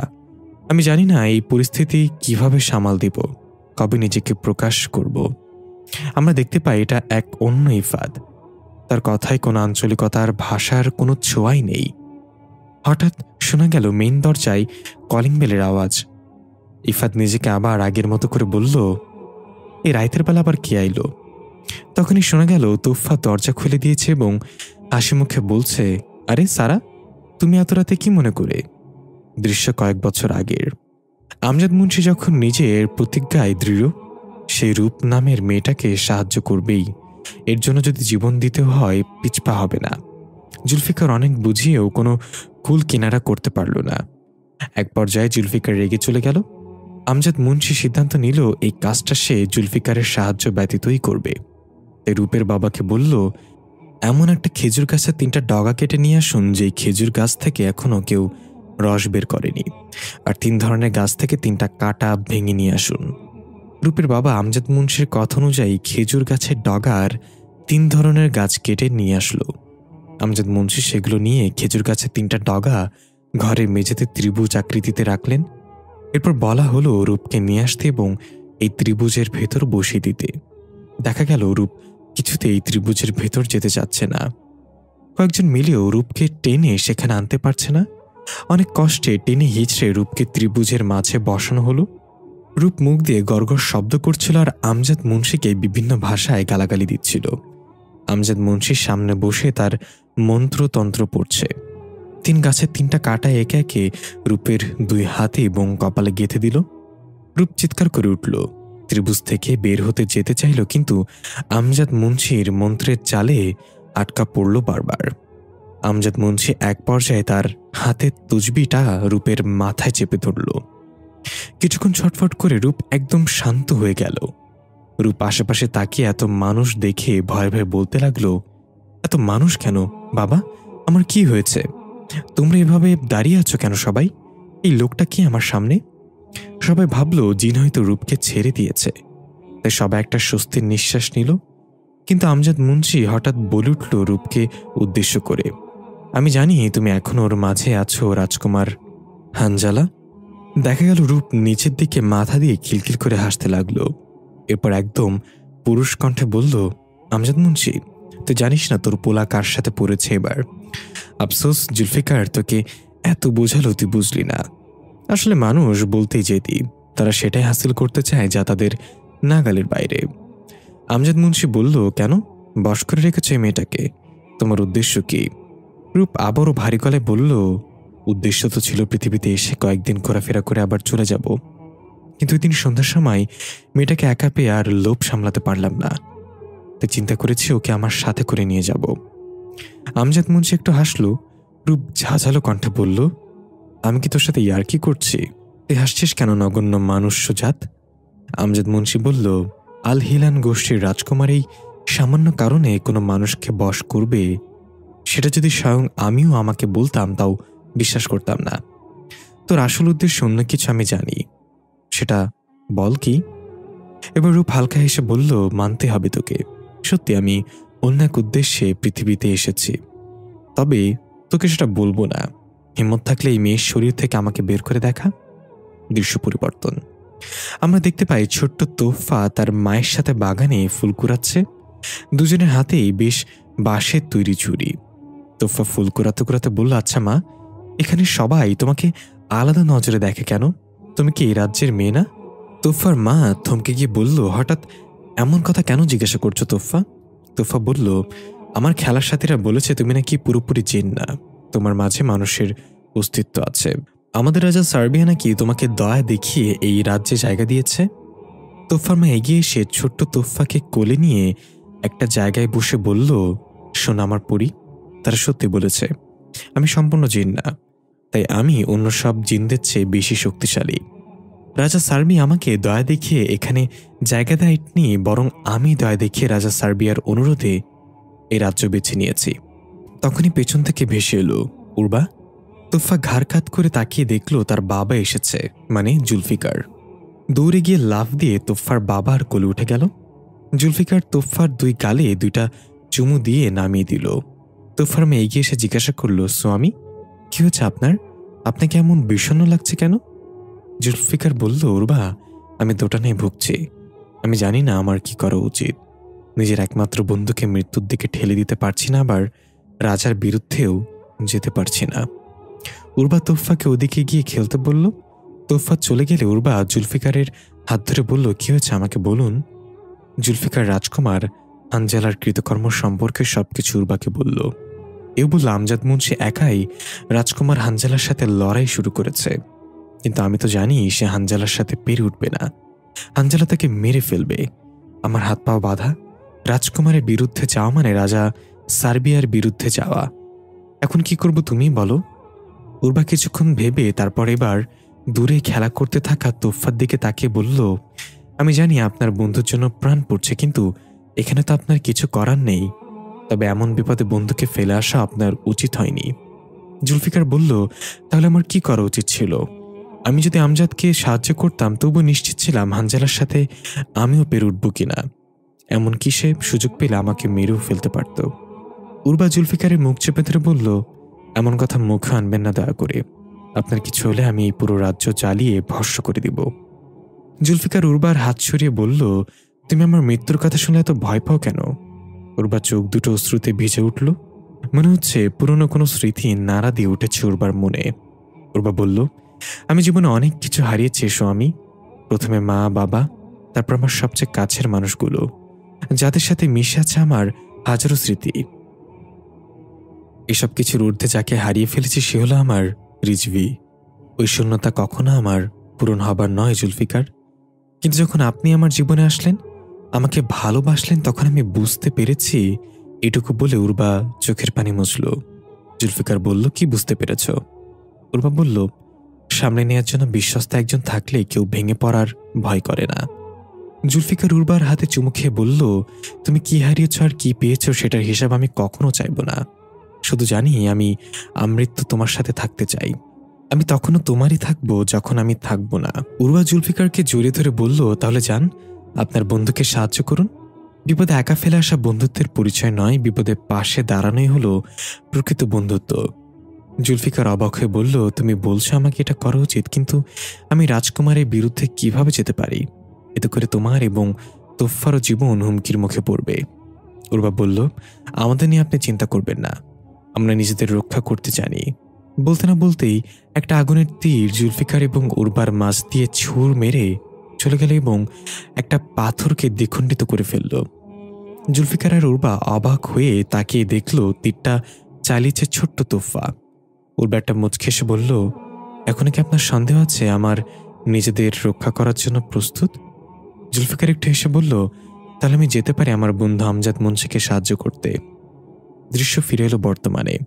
সারা ইফাতদের বাসায় সে সম্পূর্ণ স্বাভাবিক ব্যবহার করছে। তোফা বলল, তুমি আমার বাসা চিনলে কিভাবে সারা? সারা ব্যাগ থেকে নিজের টাচ ভাঙা মোবাইলটা বের করে একটা ভিডিও অন করে দেখালো তোফাকে। তোফা দেখল সকালে প্রাণী সম্পদ অধিদপ্তরের সামনে যে ছেলেগুলো তাকে মেরেছিল সেগুলোর ভিডিও করে কেউ সোশ্যাল মিডিয়ায় ছেড়ে দিয়েছে ক্যাপশন দিয়ে, ক্যাপ্টন বাংলাদেশ। সারা বলে, এই ভিডিওতে তো তোমরা কয়েকজন প্রতিবেশী তোমার ঠিকানা মেনশন করে দিয়েছে। আপু, তুমি তো পুরো ভাইরাল হয়ে গেছো। কিভাবে ছেলেগুলোকে সাবান ছাড়া ধুইছো? উফ, পুরা হিটম্যান, সরি হিট ওম্যান। তোফা বলো, বেশি লাফেও না, এটা কোনো ভালো লক্ষণ না। তুমি যেহেতু কমেন্ট সেকশন থেকে ঠিকানা নিয়ে বাসায় চলে এসো, সেহেতু পুলিশ হয়তো খুব নিকটে। তখনই দরজায় কলিং বেল বেজে উঠল। তোফা বলল, হায়াত আছে। বলতে না বলতেই ঠুল্লাররা হাজির। পাশের রুম থেকে ইফাত বের হয়ে এলো এবং বলল, কিরে, কে আইসো এত রাতে? এই মায়া কেডা? তোফা বলল, ওর নাম সারা, আমার পরিচিত। ইফাত সারার দিকে তাকিয়ে বলল, সারা দেলারা চিনি সারা। তোফা চোখ গরম করে তাকাল ইফাতের দিকে। ইফাত ভয়ে চুপসে গেল। ওইদিকে দরজার একের পর এক কলিং বেল চেপেই চলেছে, এমনকি দরজায় থাপ্পড়ও দিচ্ছে। ইফাত একটু রেখে বলল, কোন নাটকির পোলাই রে এত রাতে দরজা পিড়াইতেছে? খারাজকে। তোফা নিষেধ করার আগেই ইফাত তেরে গিয়ে দরজা খুলে একটা গালি দিয়ে ফেলার পর দেখতে পেল কয়েকজন পুলিশ সদস্য দাঁড়িয়ে আছে। গালি দেয়ার ফলস্বরূপ ঠাস করে একটা শব্দ ভেসে আসলো। দেখা গেল ইফাত গালে হাত দিয়ে মুখ ফুলিয়ে দাঁড়িয়ে আছে।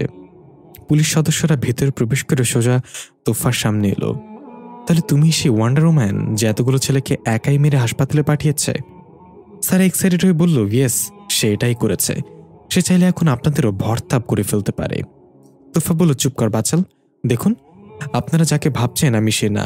ওই ভিডিওতে যাকে দেখা যাচ্ছে সে আমার যমজ বোন। স্যার অবাক হয়ে বলল, আপু, তোমার যমজ বোন আছে?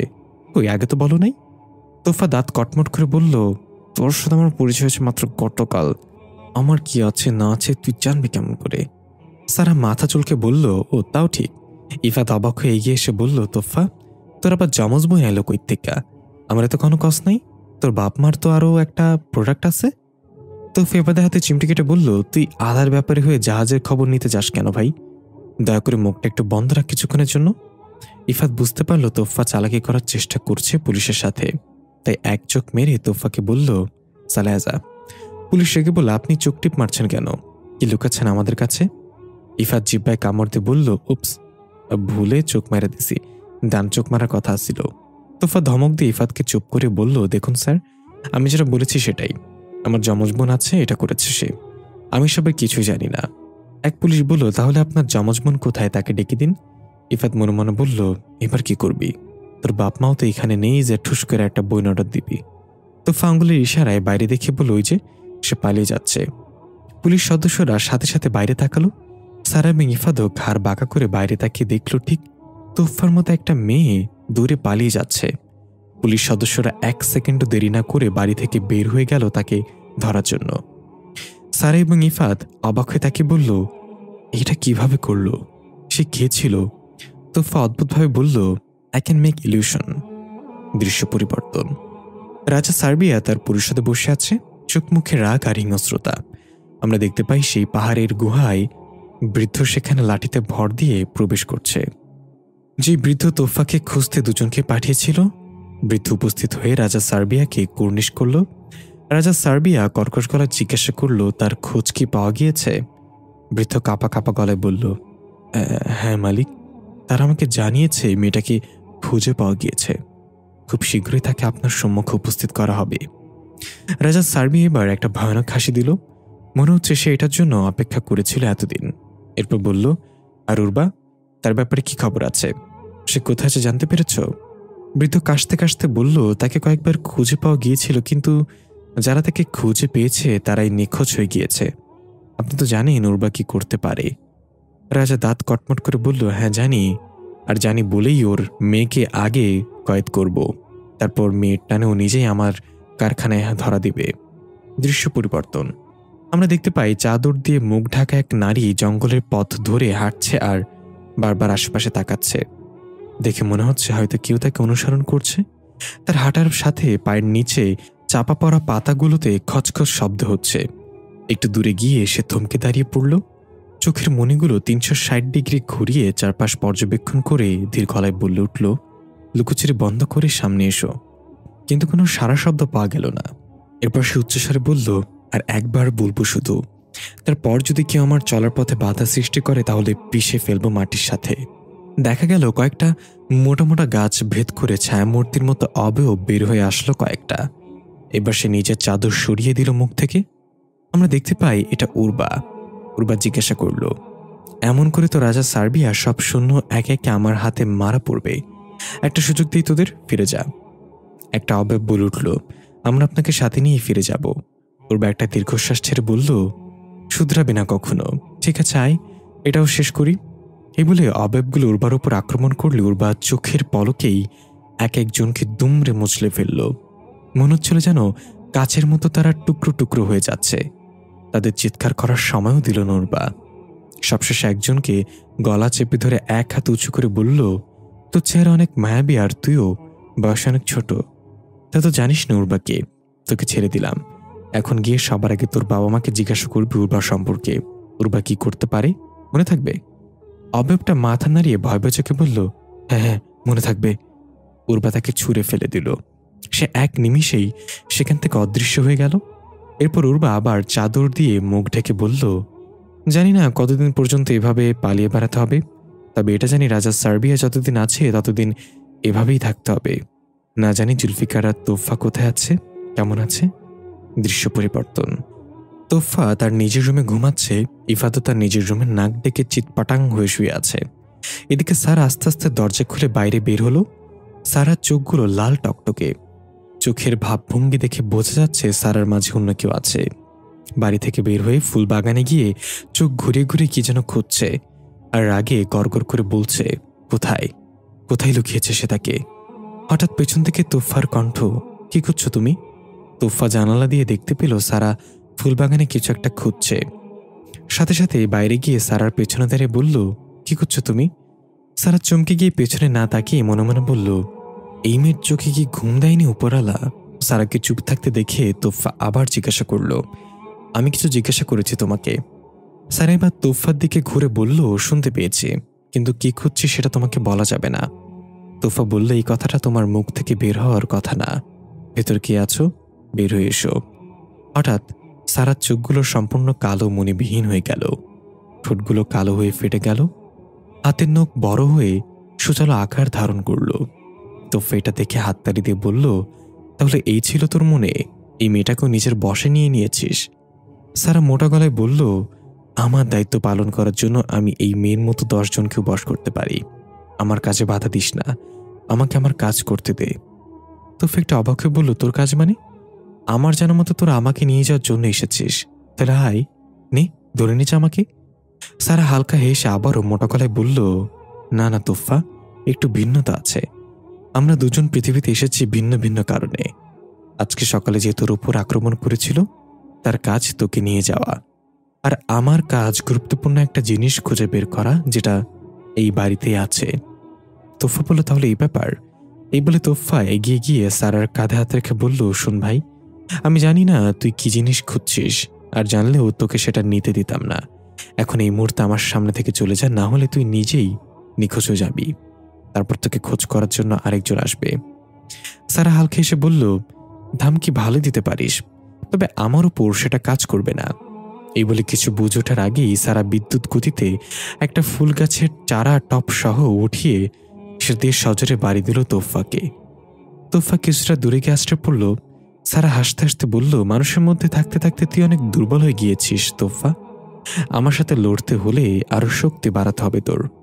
তোফা উঠে হাত ঝাড়তে ঝাড়তে বলল, ট্রাই এগেইন ডার্টি বিচ। সারা গর্জন করে আবার তোফাকে আঘাত করতে গেলে তোফা হালকা বাম দিকে সরে গিয়ে সারার মাথা ধরে উপরে তুলে ধাম করে আছাড় মেরে ফেলে দিল। সারা চিৎপাটাং হয়ে নিচে পড়ে রইল হা করে। তোফা বলল, হাওয়া বের হয়ে গেল। দৃশ্য পরিবর্তন। ছোট্ট ইফাতকে নিয়ে আমজাদ মুন্সি কোথায় যাচ্ছে একটা জীর্ণশীর্ণ পথ ধরে। দেখে মনে হচ্ছে এটা একটা পুরাতন কালভার্ট। ঝিরঝির বৃষ্টি পড়ছে। ইফাতের চুলগুলো কাক ভেজা হয়ে চুল বেয়ে টুপটুপ করে পানি পড়ছে। ইফাত জিজ্ঞাসা করল, বাবা, আমরা কই যাইতেছি এত রাইতে?